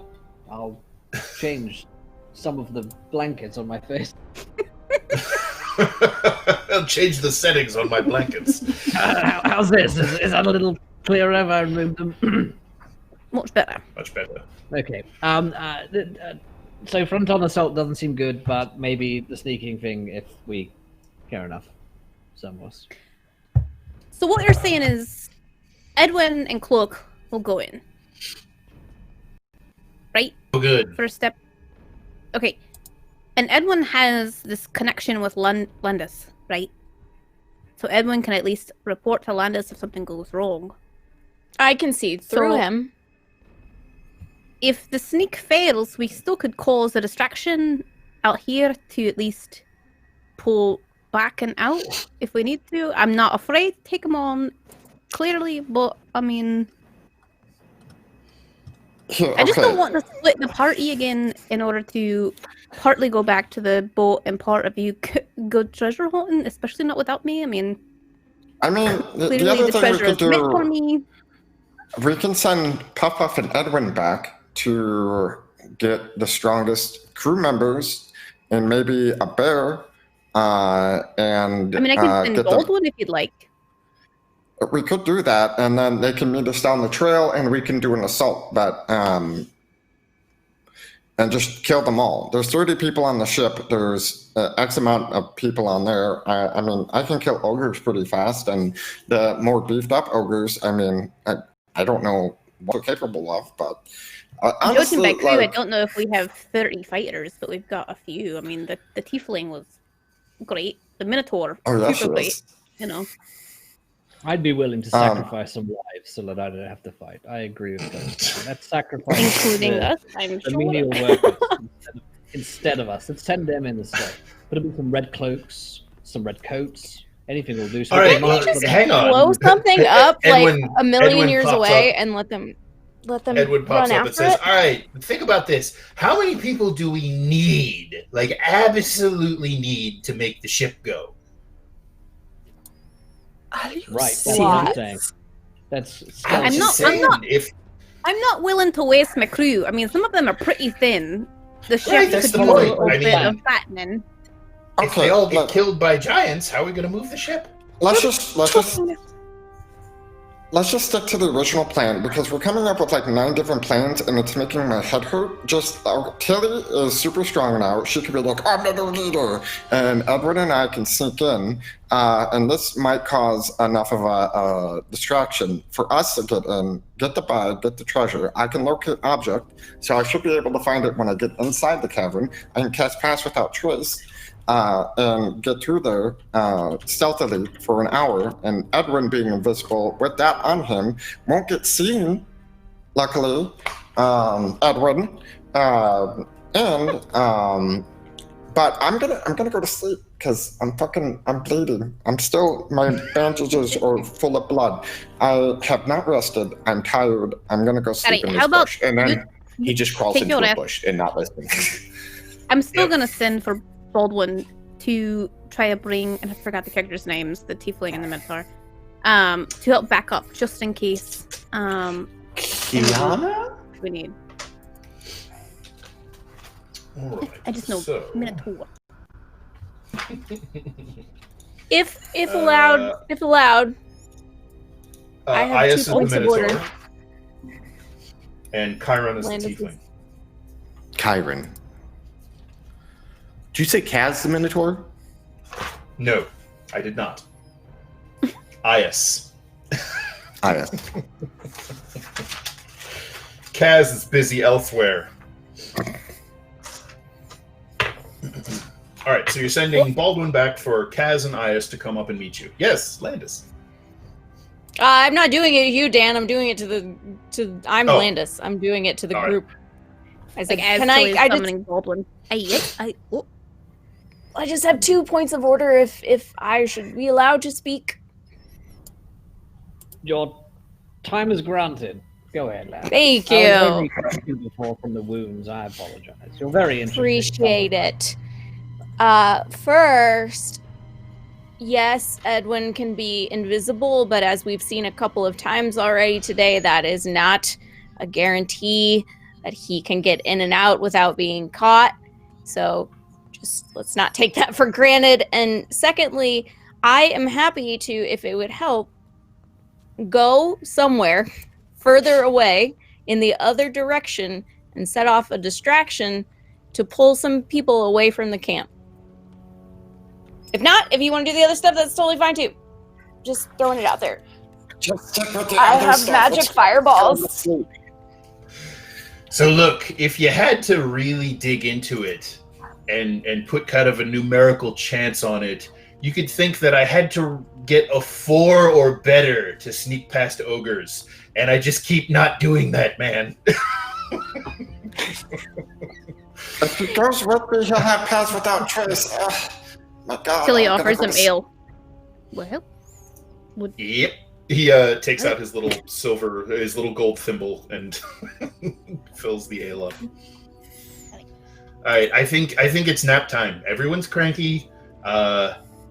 Whoever's the least hurt should stay up and watch, and the rest of us should take a nap. I think Tilly's gonna volunteer to keep watch since she's kind of already pulled her rest while she's. Edwin's already snoring. Rowan's. I can help. I rolled hit dice and stuff and Yeah, had a sure. short rest already. So, Yeah, so you guys if you want to hunker take a in. nap, let me know.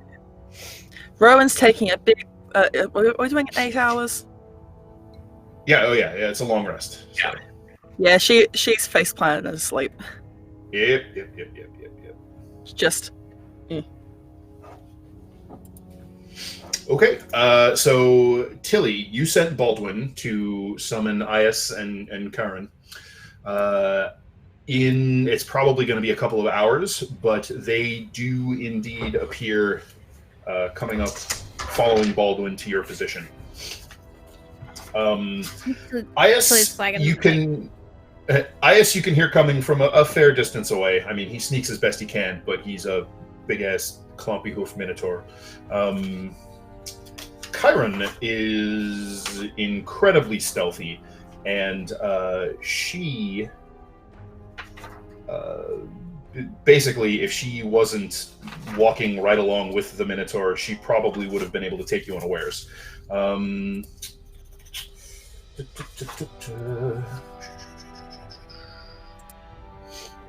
Right. So you all can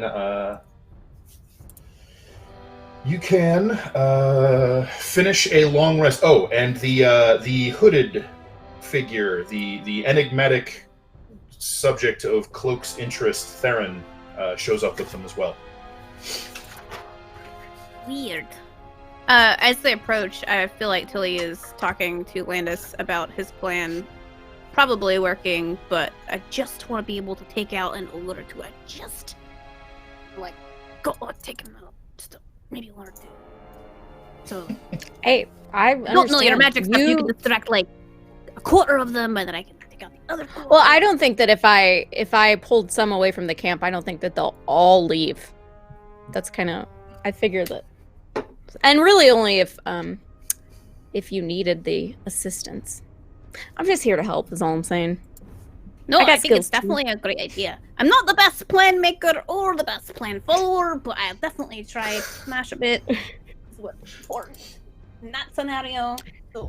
I'm just saying, since Edwin can talk to me, I could be further away, and if something goes wrong, set off a distraction.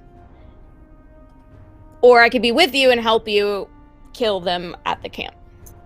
I mean, I'm not going to say I had to introduce myself, but you might be great at introducing me to a crowd on how strong I am and how much. It's true. It's true. Yeah, and if I'm wearing all of their shaman stuff, that could help too, since you'll be wearing all of their boss's stuff. I mean, I don't really know speeders, but I can try.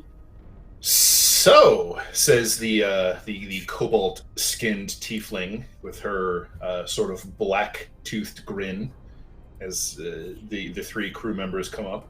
You all look beat to hell. How's it going? Not great. I mean, we're better than the other pottery, you know. They're. Are these our crew right here? Yeah.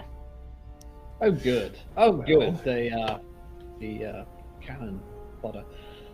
Good. Good to you guys. It's great to have you on board with this important mission that we are doing, and you're going to help. The Minotaur sort of snorts in Riodan's direction, just kind of a. It's going to be very safe and very profitable, or at least one of those things is true.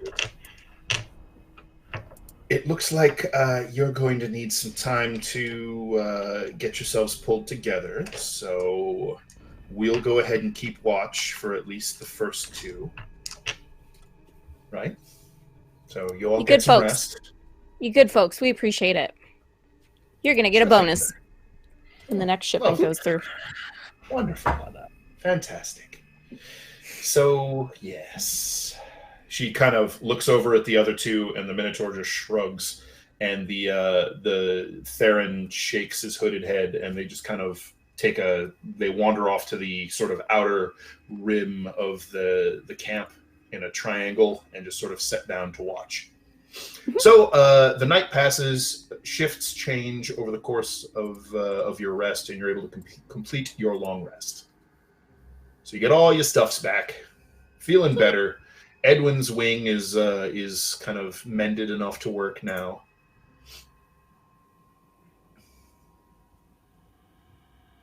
Tilly's like kicking Reed awake.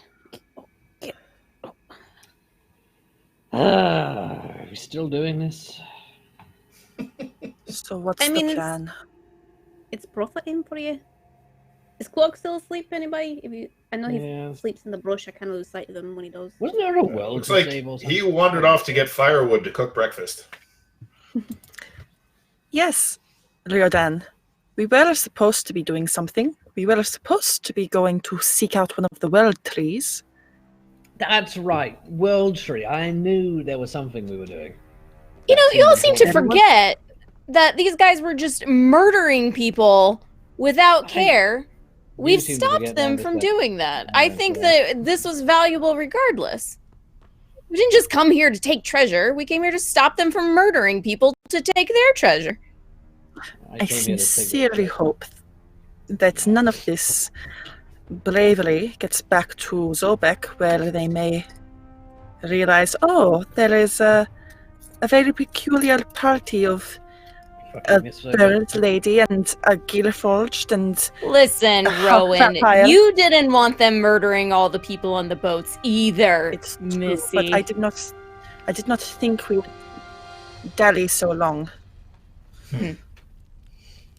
We have been I mean, I don't really think that ogres or goblins maybe have any connections down in Zolbeck.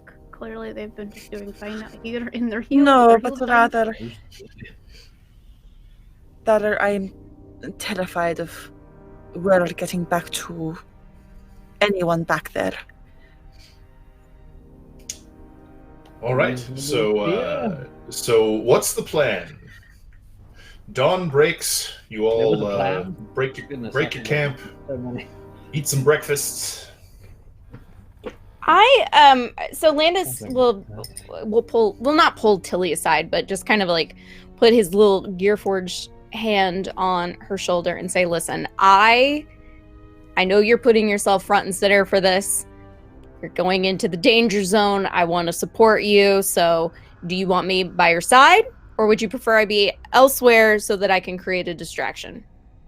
I'm leaving this one up to you because I want you to feel safe.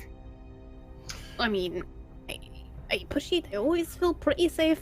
I mean, I've handled myself for however many years, and I feel like with your connection with Edwin, we could definitely let them sneak through. And then if there is any sort of warning of failure, which probably not, they're very skilled in what they do, then we could create the distraction, or I could step out. But now that we have plenty of party to potentially hide in the woods behind me, I don't know if I'll necessarily be fighting all alone. I don't mind a little bit of fighting alone starting out. At least let me take care of like one. But you know. So you want me there or not? I'm still not clear. I think it would be best if you hang out with the rest of the party as well. Protect them if anything comes at them. And then if I just don't think they're gonna all trample me at once if I'm challenging them for a leadership role. But if so, then definitely set off the distraction and we'll see how it goes from there, I guess. Okay, I'm just gonna start grabbing I'm gonna grab the random things that the shaman had been wearing that we picked up and start donning them so that we can show we killed him too. So the shaman wasn't wearing a whole lot beyond I have a stick. The sort of loincloth chic, but yeah, you have the staff for sure. Very distinct. Put on the loincloth, I'd say. That's the most intimidating part of the uniform. I mean, Landis will put it on. He doesn't care. I'll don a loincloth. Let's do it. I wasn't joking. I got a upfront look. It was quite sweet. So Landis has got a loincloth on now. A very ratty loincloth with all of his diamonds and gold inlay. And so with the size of it, it's kind of like the Andre the Giant off one shoulder sort of wrestling singlet that you have on. I like it. Tilly, the hooded Theron comes up to you and he says, "All right, Captain, I'm not exactly up to speed on what we're doing here. What's the plan? What do you need us to do?"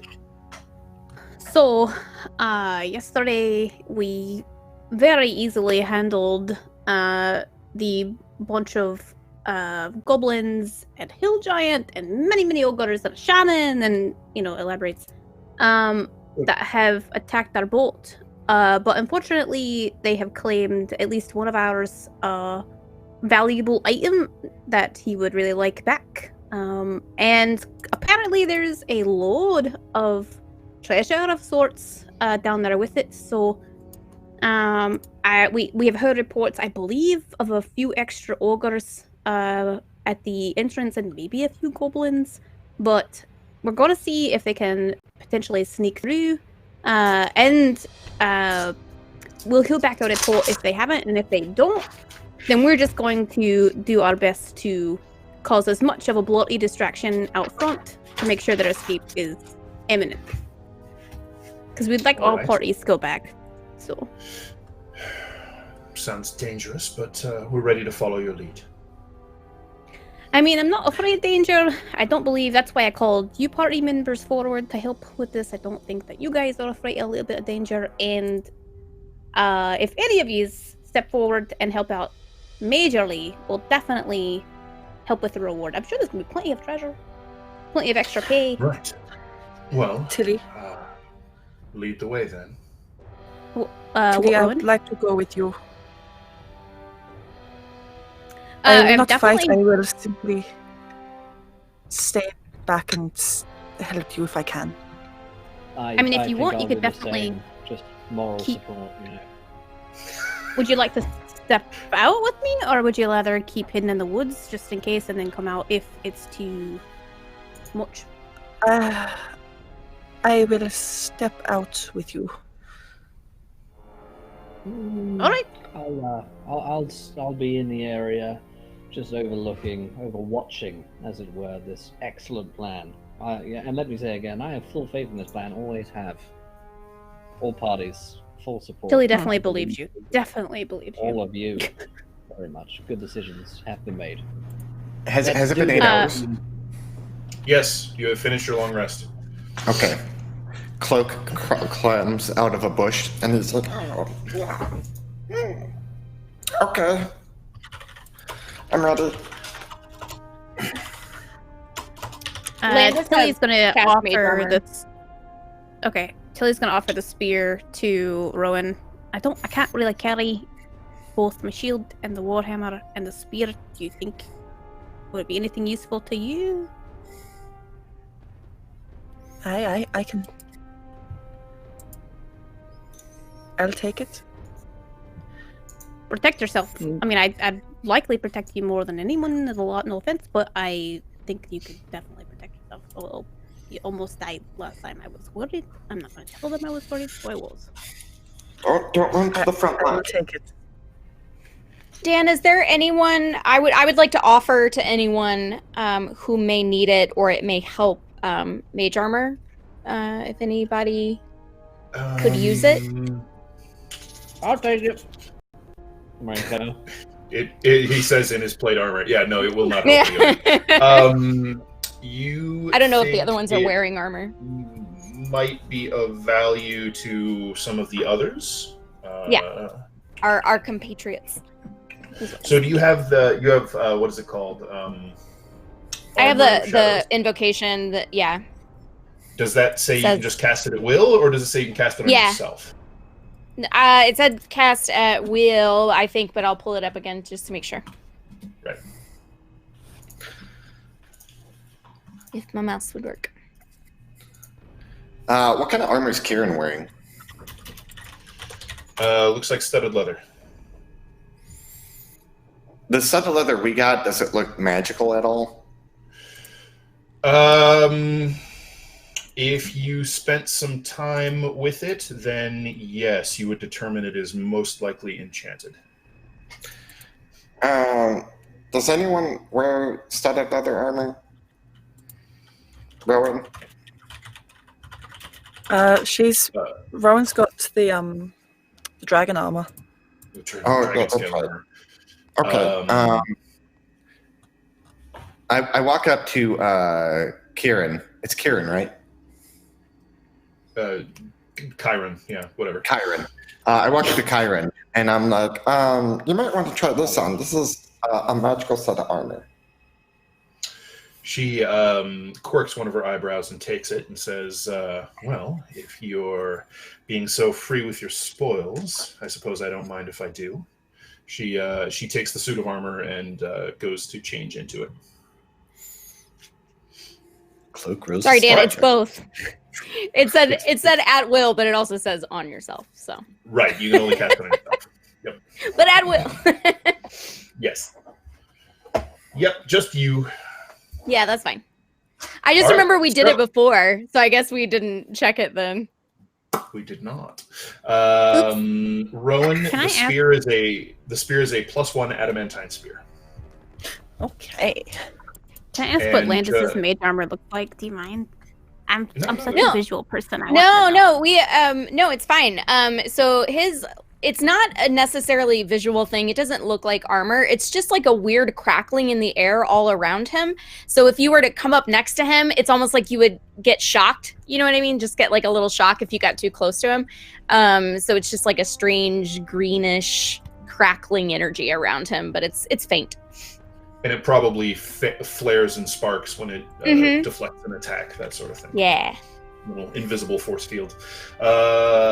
So just so you know, Moth, adamantine weapons automatically deal critical hits against objects. Ooh. Okay. Time So to it's a break some +1 shit. as well? Can't do a And it is bit +1, yep. As we're getting ready to go, I lean into Puff Puff and he's like, "Okay, Puff Puff, I need you to watch Rowan and the robot man, and keep an eye on them and make sure they're safe." Happily. Okay, and then throw a little treat. She snaps it out of the air and her tail starts sweeping. I love her so much. And then Let's take her to fight giants, it'll be fine. and then I look at Landis and I was like, "Okay, can I get Edwin on my shoulders and then we'll begin making our way over." Yep, buddy. Yep. Look in the back. Yep, I'm up. I'm ready. He All right. has already been up and he sort of appears from invisibility above your head, sitting in one of the trees. Oh, you're up there. Okay. Well. All right, so I'm going with Cloak, boss. You going with Cloak? Please be careful today. Try to be a little quieter, maybe. Sure. Be a spider if you need to, or something smaller. Just try to use our logic. Okay. All right, well, Yep, I'll I'm cast sure it'll be Pass fine this time. I'll Okay. have pass without trace on both of us, so it'll be okay. Okay. All right. Good. Please don't let him. I It's don't not like like it I when can he roll dies. another 2. What? Well, I mean. Roll to what? Why are you rolling I 2 believe cents? in you. What's he All doing right, so the rolling? plan is so just so the dungeon master is cognizant of the stratagem. So we're sending Cloak and Edwin. Edwin's going to be invisible. Cloak is going to cast Pass Without Trace, which is going to make y'all super sneaky. Though keep in mind that doesn't make you invisible, Cloak. So you'll need I know. to make sure that you're not walking out in the open. Yeah. So depending on where all of the bad guys are deployed, that might become an issue, unless you have some plan to deal with that. But the plan is you two are going to sneak in and retrieve the haversack and presumably as much treasure as you can reasonably carry, and then Yes. just get out. Yeah. Okay. That's it. And Cool. Rowan I love this going plan. to. Rowan is giving moral support and or magical support to Tilly, and is also going Okay. to be there to intervene should anything happen. Right, Which and the plan is probably for the will. rest of you to be out hidden but ready to throw down and make a distraction and challenge people and blow stuff up if they get discovered, right? Yeah, Redan Edwin or intends to be Edwin. nearby. Oh, go ahead. Sorry. What was Yeah, that? no, Redan intends to be nearby, but Right. he's headed up to here with his fucking bag, as is Will. You remember 5 episodes ago, the 1-hour conversation about this bag, and Yep. he couldn't care less. So yeah, he's if anyone gets, it looks like things are about to kick off, he'll pitch in. But this is not his fight, and he's a very selfish person. So Fair enough. Okay. So Landis would like to prepare, if possible, nearby, but like a little way off from the main camp, like what is essentially set up as a bonfire, just like as many sticks, twigs, just tumbleweeds, leaves, whatever looks like it'll burn, as quickly as possible, knowing we have limited time. But he's going to try to set that up so it's ready to go if he needs to make big fire real fast. Okay. All right. So the plan is to do that close to the giant lair, right? Well, I don't want to venture too far away because of the possible goblins up in the trees and warning too many people too early. So off to as best I can, off to the side, like past it. So if to try to get them a boat away from our boat. if you want a bonfire set up such that the creatures at the lair will be able to see it, you're going to risk discovery because you're going to have to get close enough to it to set that up. Does that make sense? I guess what I'm essentially going for isn't necessarily like build a fire, make a big fire, and then, everyone makes marshmallows. I want something that'll explode. So is there like some sort of, do we have any sort of like stuff from the cannon didn't we have a cannon or something on the ship? What was it? You have a ballista, which is like a giant crossbow. Never mind. I was thinking. Yeah, you do not have a cannon. Okay. Unless you guys have something explosive or highly flammable on you, then the answer to that is no. Who has like oil or alcohol? Tilly, can I borrow your thing? And I'm just gonna dump a bunch of it out because it refills automatically, right? I mean, as long as you bring it back to me. Sure. Okay. Can I just cover the wood in alcohol? Douse it in mayonnaise. Got it. You can pour out. The problem is Birdie does not have the knowledge necessary to do what Landis wants to do. The jug is only able to produce a small quantity of oil, so it'll be enough to light a fire, but it won't really be enough to make like an explosion. All right. Well, never mind. I'll just set a couple trees on fire. If you keep decanting it, though, into other bottles, you can make Molotov cocktails. So is the plan to march out there in broad daylight and do this, or are we waiting until nightfall, or what's the timing here? All right. Perhaps, Cloak, do you have the head still? I think we need the head. Oh, no, I gave it to Tilly. Okay, Tilly has the head? Okay. It's very important that we have the head. Yes. And she's wearing all the jewelry. I think that we should probably wait till at least nightfall to let you guys get a good advantage on moving in under your sneaky. You know what you do, Cloak, right? There is one problem with that, which is that Landis cannot see in the dark. I was thinking, what about dusk? Like the witching hour, when it's hard for them to... They tend to light a giant bonfire at night, so seeing shouldn't be a problem. As far as I can tell, they don't see in the dark either. Yeah, either. Okay, we can wait till dusk, start making our way, and that way nightfall will slowly fall. And I can use the shadows of dusk and night help me sneak in. Right. If we can we split Chiron and Ayas? Do you mind splitting a little and pushing to the farther side of the camp, just in case if they do more than one or two attack and we need to rush in, we can get them from behind as well. So the Minotaur turns his head towards you with his sort of steel-capped and etched horns. He says, "You want us to swing around to the far side? Right. Be ready to come at them from behind." Right. What should be our call? We can do that. What should be our call? We just... So he, the tiefling looks over at Landis and says, "Well, why don't you just blow them up or make another one of those giant immolated walls, and that'll be our signal to go. How about that?" Blow an ogre up, and that's your signal to attack? That works for me. Whatever it was you did when they attacked the ship, I'm sure that will be very effective if they're at their little hole in the wall. Yes. As long as I'm not also killing Cloak and Edwin at the same time, I'll happily create a giant wall of fire. I'll let you play that by ear. I'm sure you know that better than I do. But so that's what we'll wait for. If you explode them with magic, we'll go in and start killing. Sound good? Perfect. I mean, you can always look through Edwin's eyes and then be like, oh, I know where they're at, and then know how to lay out the spell.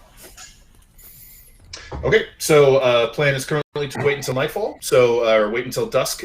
So you basically spend an incredibly alternatingly boring and incredibly anxious day as this incredibly dangerous outing is looming over your heads for hours as you wait for the sun to inch across the sky and creep down past the Iron Crag Mountains to the west across the river.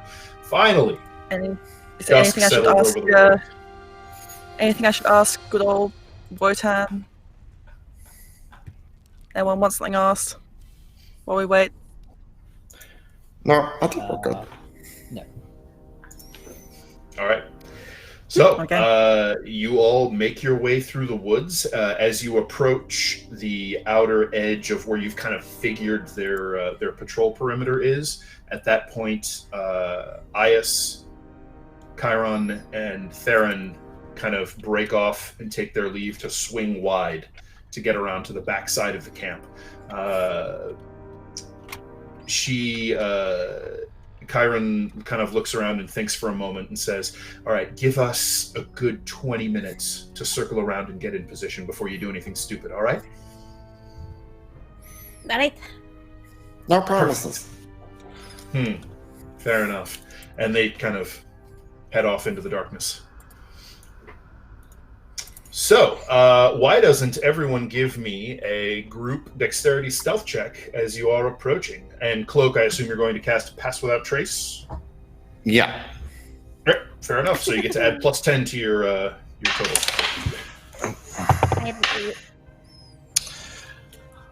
I got a 19. Nice. I also got a 19. Delightful. 18. 18? Oh, Good. is that with plus 10 as well? Or You add plus 10, yes. 29. 18. 29, even better. 18. Riadan, how'd we do? 24. 24, nice. And did I hear Landis's? Was there another 18 piped up in there? Is it... Yeah, I was 18. Okay, good. So 2 18s, got it. All right, so under the cover of Cloak's magic, you make your way through the darkening woods with nary a whisper and find yourselves set up and in position. So at this point, Cloak and Landis are going to have to split off from the rest of you, kind of circle around and try and come at the hillside from the side.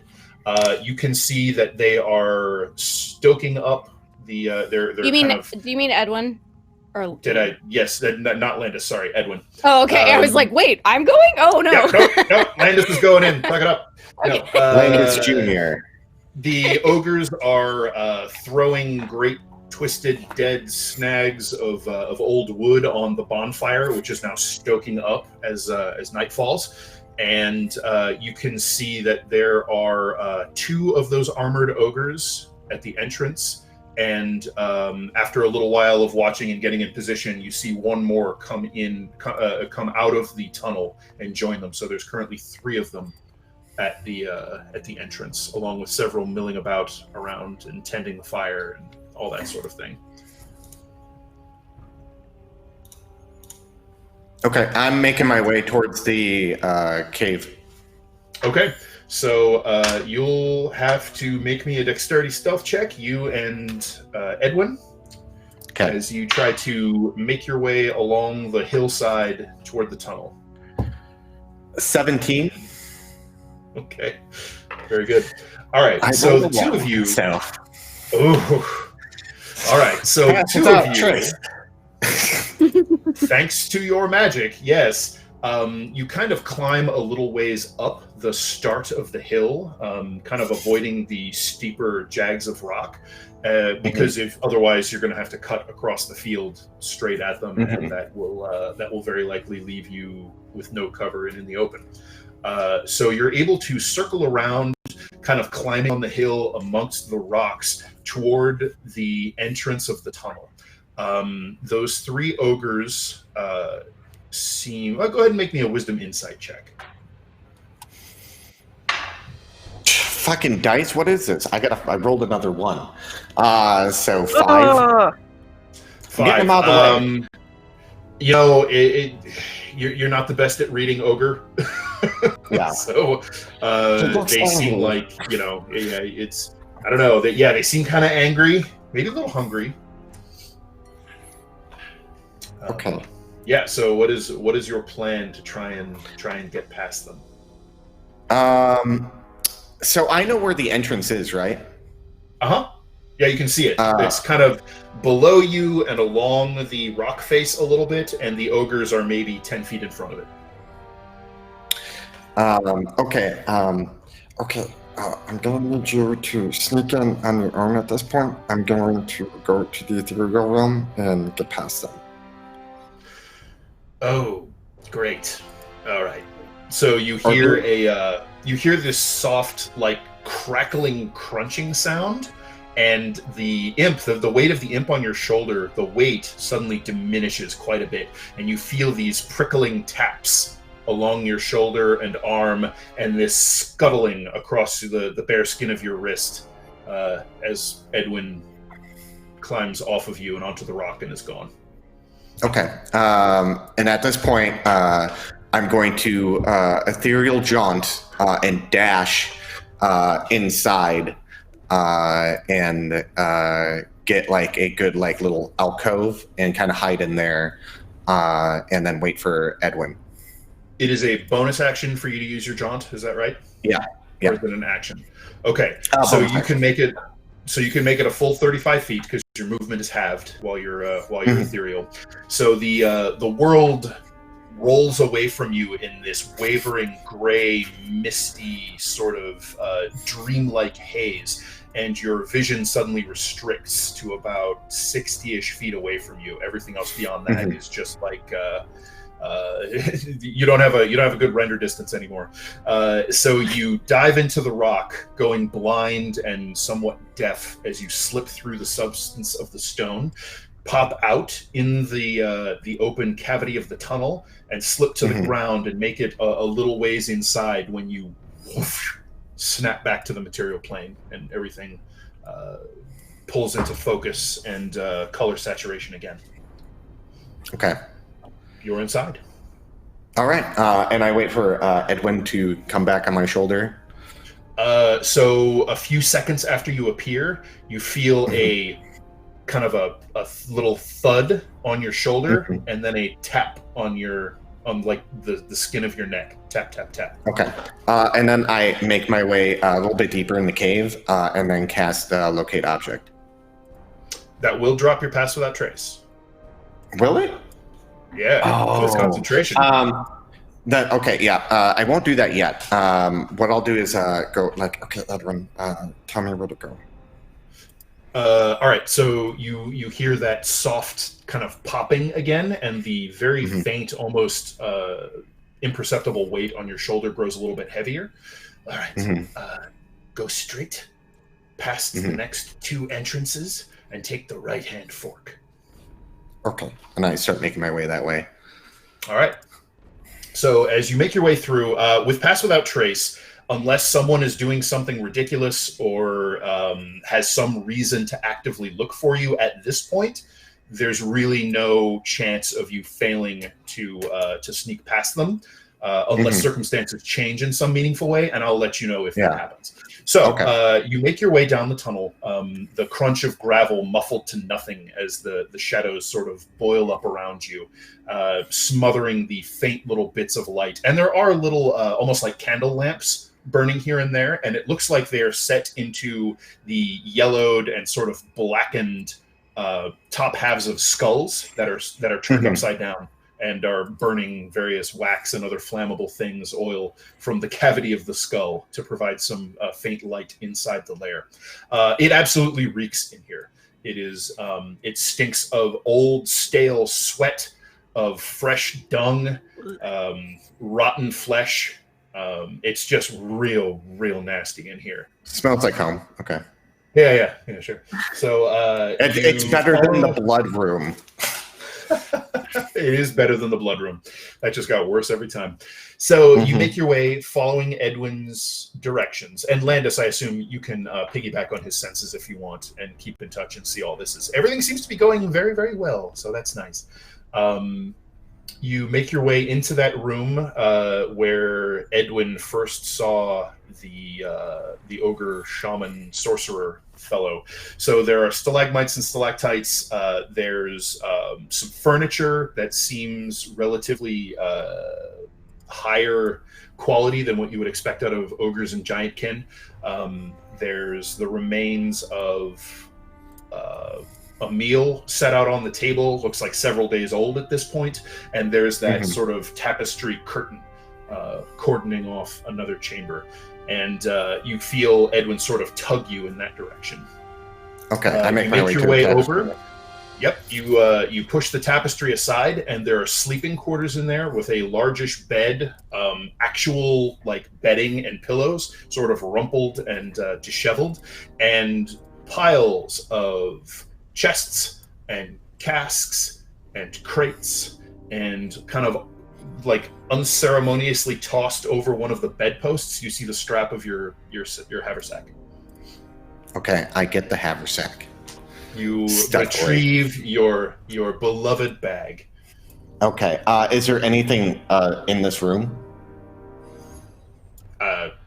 Beyond what I already described. Like a humanoid creature or something that can be sentient or aware? No, not that you see. Okay. Can I roll perception just to double check? Yeah, you can take a moment to sort of more thoroughly search. Okay. 21. Okay. Yeah. No, like you don't notice anyone lurking or hiding, any of that business. Okay. I'm like, okay, here we go, and then start looking for the money and like going through the things stealthily and begin loading up the haversack. So, searching through the stuff that's available here, you find just a staggering amount of monetary and like gemstone wealth. There are coins, silver, gold, a little bit of copper, a fair amount of platinum, gemstones, some rough, several others cut or set into jewelry. You see valuable,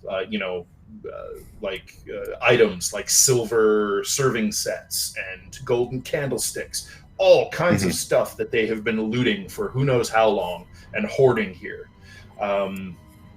There are crates full of smelted ingots of copper. Okay. So, valuable goods, that sort of thing, that were probably mined from the town and then sacked from barges or ships, sending them north. I'm taking the platinum. I'm taking the gemstones. So you're basically taking, are you like filling the bag or? Yeah. Okay. So you're going to take roughly 100 pounds worth of treasure. Yes. Okay. No problem. All right. So, in addition to all of that, as you're searching through, we'll go ahead and keep your same 21 perception check for searching the area. That's fine. You discover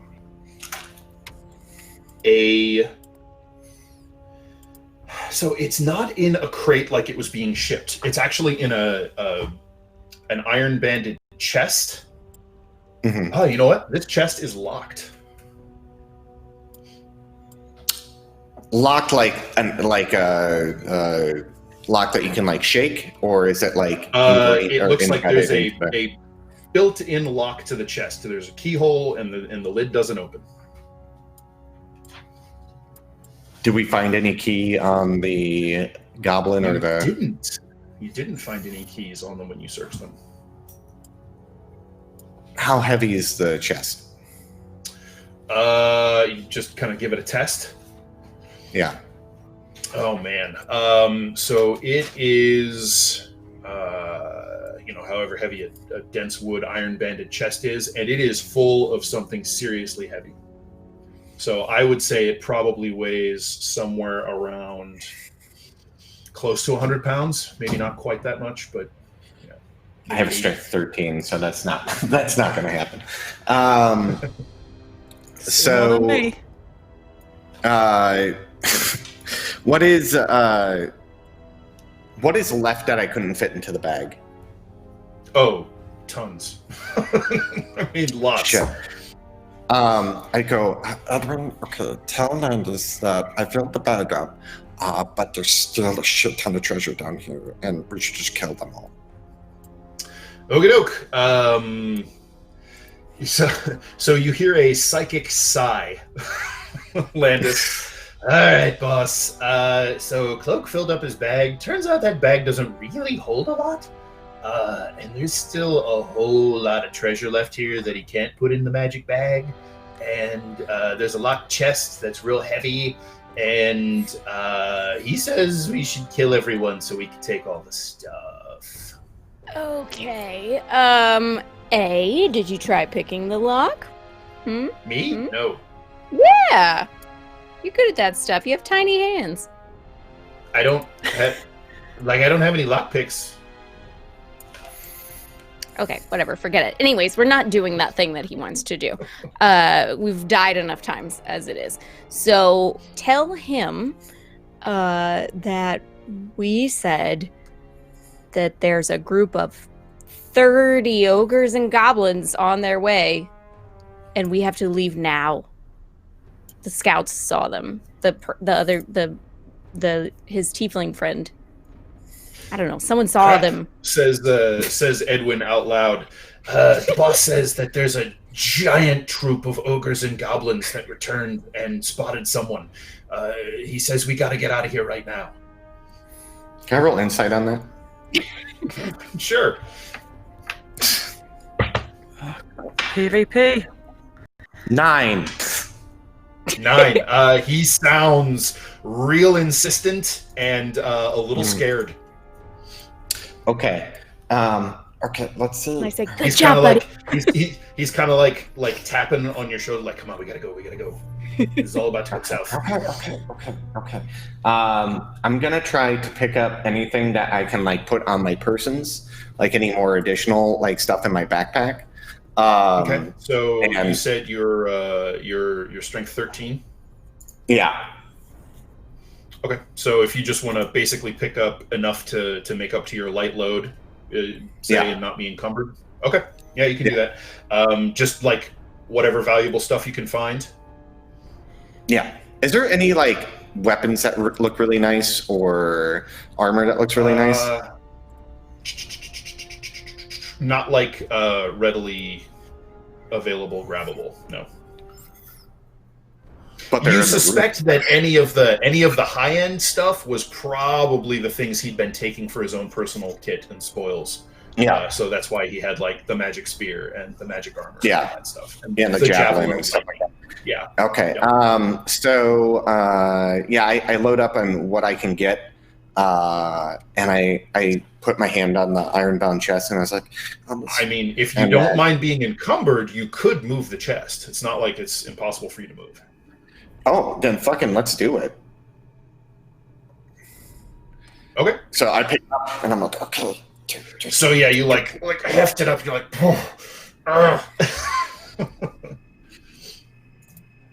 all right. So you want to try and make your way out? yeah. All right.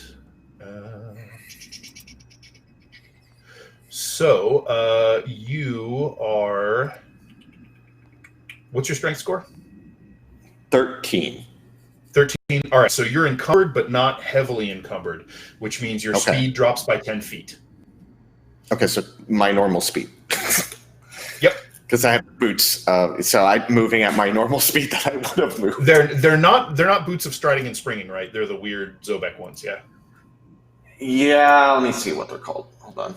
Yeah, like the sprinting charger or something like that. All right.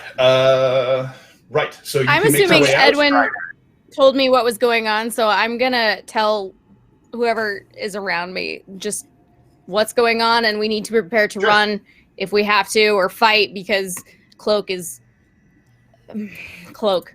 So. Okay. Yeah. So you make your way back out. You backtrack. As you're making your way out, you hear some heavy footfalls sort of echoing, and you feel it more than hear it, shaking through the walls of the tunnels. And as you slip past, you see a massive figure sort of shouldering its way down the left fork that you didn't take when you went to the treasure chamber. And it's the snoring fork. There is a giant sort of pushing its way through an area where the tunnel constricts, and it seems to be struggling with it a little bit. Don't like that. I wait for him to go past. Oh, you're just gonna kind of duck back and wait for him to go. All right, so he's delayed just by a few seconds, and kind of swearing to itself in giant, it lumbers past you, and it has to like duck its head and hunch its shoulders down to get out the entrance. But it does so, and you can hear kind of it bellows a gruff exclamation in giant, and you hear the ogres sort of answer it, and there's a little bit of a kerfuffle out there as it irritatedly pushes its way out into the open. The rest of you see another hill giant sort of unfold itself from the tunnel. Would Tilly know what he's saying if he exclaimed? Hang on, Rowan. Tilly, say again. Would Tilly know what he's saying if he exclaimed loud enough? Essentially, I'm asking if she hears it. But... Not really. Like, you can hear that it says something. You can't really make it out. You're pretty far away. It wasn't really yelling. It was just kind of like... Yeah. It looks like and just kind of irritated chatter back and forth, like, get out of my way. And the others are like, back off. You know? Oh, okay. Cool. Yeah, just... I don't know if it was like I'm missing some of my goods. Rawr, No. It looks like it's pissed that it had to squeeze through a smallish doorway. That's all. Tilly immediately, once seeing the hill giants, looking at Landis like, any word? Hello? Anything from them? Yep. You can see that they are hidden in a shadowy alcove, like behind the giant, following it towards the entrance. So, on that note, why don't we make a dexterity stealth check? Who? All of us? Now, no, not you guys. You guys are fine. Cloak, I'm gonna need you to make this one with disadvantage. Okay, 20. 20. All right, very good. And okay. All right. Let's see how we do. Ooh. While that's all happening, 19. So you are making your way out of the doorway, and one of the splint mail armored ogres kind of like angrily adjusts from where the giant sort of cuffed it on the shoulder, and it turns back as it adjusts its armor and just kind of casually looks back into the tunnel. You freeze and just like melt into the side wall of the stone, and kind of like one hand reaching for your blade, fingers closing around the hilt. And as its gaze starts to sweep over where you're hiding, one of the other ogres kind of knocks it and gets its attention, and it looks over to see what its fellow is trying to say. So it turns away from you at the last second. Okay. And you manage to slip out as those two are kind of engaged in their little side conversation, and they're kind of staring daggers at the giant's back as the hill giant lumbers over to where the food is half cooked and starts sort of like shoving goblins out of the way. And so you use that distraction to slip away and retrace your steps along the hillside back toward your compadres. And then you just see, as I make my way back out to them, I'm like carrying this heavy chest, and I'm like, I did it. I'm very tired. All right, so Cloak bearing a big old iron banded chest, and the invisible Edwin reappear, and Edwin goes, "Can we please get the hells out of here now?" Please, yes. So it's gonna take the chest off of. So, do you want me to go tell the other three that are on the other side of the hill that we should leave now? Aye. Yeah. Well, can Rowan send to them? Oh, yeah, if you want to do it with Yes? magic, screw that. Do it. I'd rather him not get too far away with that bag. Again. I'm not carrying the bag. Oh, I thought Edwin had it because he went invisible. No. No, I don't think Cloak would let go of it. Okay. Well, Not then letting go of it ever again. I'm imagining Edwin reaches for it and I'll just take it, and Cloak just sort of. Why did Edwin go? Okay. Starts cursing an infernal at him. No. All right. So you can send a quick sending to Chiron and have them start doubling back to meet up with you. So, given that Cloak can maintain the pass without trace, and since you're not doing anything silly like trying to dance around right in front of some ogres and a giant, you're all able to melt back into the forest and away to safety. Back to the ship. While the giant and goblin bandits are definitely on high alert, they also seem to be somewhat at a loss with their usual leadership no longer present, and them not really sure why or what the status is, or if or when their boss is going to come back. So who knows what's going to happen to them and how that's all going to shake out, but I assume you want no part of that. One thing I want to do before we leave is take the head and put it on the pike in the middle of the path, and then leave. Yeah, you totally. That's so metal. Tilly, are you good with giving up the goblin warlord head? It stinks quite right. It's pretty ripe at this point. It's because it was killed with a giant pile of necrotic damage. Decomposition set in very quickly, and it is pretty vile. So yeah, you can sharpen a stick and set it up in the middle of the path and just. Okay, and then I carve death and infernal in its head, and then. Perfect. Okay. Nice touch, says Edwin. Thank you. Not like that's ever caused any problems before. Oh no, never. All right. So you all spend a somewhat tense hour and a half, 2 hours backtracking to the river, and you can see the ship, which has, per your instructions, anchored farther up and farther away, so it's out of boulder throwing range, just in case the giants felt feisty. So you can find the rowboat that the trio of your crew stashed along the shoreline and row your way back out to the Sinful Princess and weigh anchor and get the hell out of here, if that is what you would prefer. Yes. All right. Yes, So before we end here, I feel like we're probably going to have one last short cutscene of someone with a crowbar, probably Tilly, jamming the chiseled end under the lid of that chest and just kind of giving it like she kind of looks and smirks and just gives it an elbow drop. And there's a crunch of splintering wood and bending metal, and the lid pops open. Inside are these flat, wide ingots or bars of this black, star-flecked metal that you have seen and are quite sure is not raw, but smelted, ready to be forged adamantine. Yeah. And that is where we're going to end it for this week. Oh. Cloak. Thank you so very much, everyone. Feel that gasp. I am so excited. I feel like everyone turns to look at Riordan like, and It's not gold. He's like, I don't know, it's black. It looks like it's gone off. It's old. It's moldy. This is, Dan, as per usual, I get the equal share, so this is a very good idea. And I supported all What's of that, it Bernie? from the very start.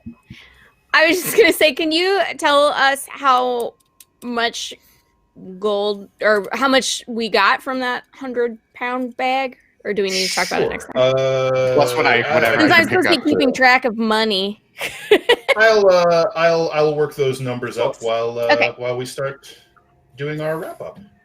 Sweet. Yeah, and Dan, if Sounds you want good. to toss in like the 450 of jewelry into that like ledger service. Oh, I for wrote it that'd be down. great. Cool. The 450. Yeah. Oh, I love Really having a doesn't treasurer. Please take it. All right, let's Wait, go around and do oh. wrap up. Great game tonight, Dan. Let's go. We'll come to you last. Thank you. So, McLogan, where can we find you online? Do you enjoy stuff tonight? All that good stuff. You can find me at my Twitter at McCloakin, maybe somewhere else fairly soon. I'm keeping that one under wraps for the time being. But things are coming in the future, so keep your eye out and see what I'm up to. I'm on another campaign that is Mondays. That will be on, I believe, twitch.tv/Kika. Her Twitter's Kika Evio. Oh. It's Chronicles of Darkness. I'm excited for that love one. Kika. Yeah, so Kika's amazing. So I'm doing Chronicles of Darkness. It's called Seattle by Night. I am excited because I'm playing a very nerdy character who is a paranormal investigator. So I'm super excited. Wait, a nerd in Seattle? I'm shocked. I know, right? I'm- I'm a college student. Super excited that you're playing Chronicles of Darkness. That is awesome. When is that happening? The first episode's next Monday. Awesome. Monday at 7 p.m. That's, Okay, that's one of my, yeah, go ahead. I'll send you my character sheet and be like, look at what I made. Sorry, I'm So- excited. Chronicles of Darkness is one of my favorite non-D&D role-playing games. Yeah, I'm excited to do it because I used to play Vampire the Masquerade, and so it's very it's White Wolf. So I'm just like, yeah, I know what I'm looking at when I see this. I was like, I don't know what the system is, and then it clicked, and I was like, oh, Barrett's. So I'm excited. That'll be next Monday. I believe January 13th. Yeah, January 13th, 7 p.m. Central. Over on Kika's channel. I'll retweet so if you guys follow me on Twitter, just keep a lookout. But yeah, that's me. And you also might recognize me from I Can't Have Enough Money. Also, How to Settle an Argument. And so I forgot that's how I do my outro, and I did it at the end. I'm all jumbled because the animantium, Dan. The adamantium. Adamantine. I thought you said Adamantine. the animatium. I was like, Wolverine is involved. One of us is about to have a lot of experiments done. Let's see. Scarlet Wolf, how's that tonight? You're alive. Congratulations, you made it through. I'm alive. And back with a vengeance. And there's going to be some more discussions happening next week. Angry discussions, probably. Oh boy. And maybe we'll have to smelt some of the adamantine straight onto Landis. I don't know. I don't know if that's how it works. He'd be fine with that, Just probably. paint a metal coating on. Yeah. Yeah, we just electroplate him. Wait, so it'd be like a Pokemon. Hold on. That'd be fun. Steel type. We can just throw you. You're the weapon now. We can just throw you. I had fun. I've been missing this group so much, and it's good to get back into D&D after such a long break. I'm going to again very shortly as well. My Planescape game, which is on Thursday, every second Thursday night. I believe we're going to start up again tomorrow. That's Thursday night Australian time, so Thursday morning US. That's my Planescape campaign, and then every other Wednesday night, or Wednesday morning US time, we're going to be starting up a campaign which I'm DMing, which is a modified 5th edition campaign based in the Elder Scrolls setting. So I'm very excited about that. And one of the players has decided to play Crassius Curio. So if you've ever played Morrowind, you'll know who that is. I'm very interested to see how that will go. Apart from that, I want to say I'm going to start streaming this week and next week, probably some Magic the Gathering or stuff like that, hopefully to raise money for the Rural Fire Service and some of the other campaigns that are going on to help the Australian bushfires, because it's been really bad over here. The news doesn't even do it justice, and there's lots of ways that you can help out, so I want to try and help out. So just keep an eye on my Twitter, which is @thatscarletmoth, for more information on when that's going to happen. Awesome stuff. And Birdie, how's that for you tonight? And where can we find you online? Well, as I said earlier, everything would be fine. We're gonna just keep getting richer and people keep living. So I don't understand why everyone is always so mad at Landis. I mean, whatever, but no, it's fine. It was it was a lot of fun. That was a very interesting start to the episode. I wasn't sure how we were going to deal with all of that, but I figured we'd get through it, and we did. And then Cloak once again trying to murder all of us there at the end. Why am I not surprised? Trying to get out cleanly. Not gonna happen. Anyways, I am the Birdiesaurus, aka Birdie. I am here right now on Thursday. I'll be on the Off the Table channel playing Monster Hearts 2. I'm the queen. It's super fun. And then I think late February, I'm going to be jumping into a Ravenloft campaign. So I'll have more information about that later. But I'm so stoked because that is the one place I want to play that I haven't gotten to. So, yee. I approve of all these horror games happening. Yeah. Fantastic stuff. And Simply Jackson, how's tonight? Where can we find you? It was great. I'm super strong. My name is Sybil Jackson. I played Tilly, the fighter whose only deed in life is to smash and grapple sometimes. To smash and also to smash. To smash, and grapple. You can find me on Twitter at Simply Jackson, no underscore, just Simply Jackson, like below here. I just started streaming again this week. I'm doing daytime streams Tuesday, Wednesday, Thursday from 9 a.m. until about noon, maybe 1-ish. I'll probably be doing some fundraising with my friend Malavith next week. I think we've talked about potentially doing an art stream for the Australian fires. I don't know who to go through yet. We have to do research, but that's what we're trying to do next week. But Thursday, I'm doing a show called Humblewood, or a Humblewood campaign called Alderheart on Runaway Robots channel, if I can say that right. Playing a Ranger Jerbeen. He's super greedy. And then on January 19th, if you guys have time, from 12 p.m. to 8 p.m. PST, I'll be doing a St. Jude charity one-shot with Impious over on Smashley's channel, and it's in the Blades in the Dark setting. So I love Simply, you guys. Your Ranger character, I feel targeted right now, and it's a Ranger and a bird. I was like Cloak, small Jerbeen Ranger, but very greedy, but also Jersey accent. So if you want to see me do a really bad Jersey accent, you can go by on Thursday. I'm excited now. Perfect. Fantastic Thanks. stuff. Sorry. And but last but by no means least, Mr. Dan Dillon, where can we find you? Enjoy yourself tonight. All right, I had a great time. It was lovely to be back. Long hiatus, too long without your lovely faces.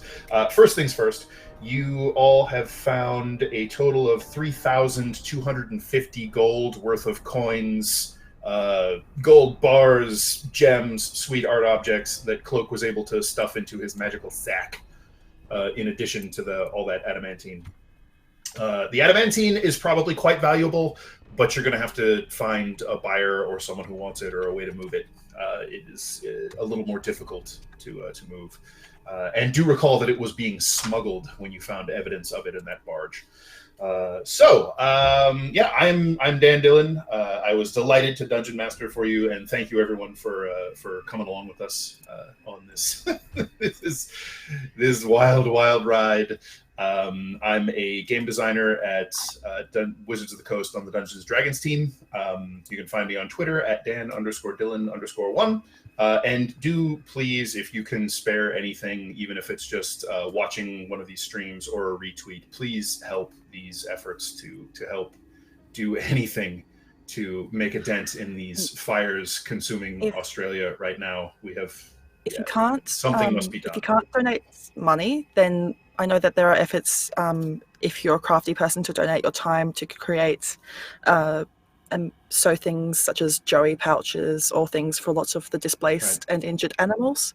There's a group on Facebook which is the Animal Rescue Craft group, which they have all the patterns and they are accepting it from all over the world. It's definitely worth it. I'm going to be doing some stuff from that too. So even if you can't donate monetarily, that is an option. Excellent. Excellent. Awesome. All right. Fantastic stuff. Yes. And again, a reminder, if you haven't followed the Kobold Press Twitch channel, hit that follow button or go follow us on the socials, which is Twitter, Facebook, all the usual stuff.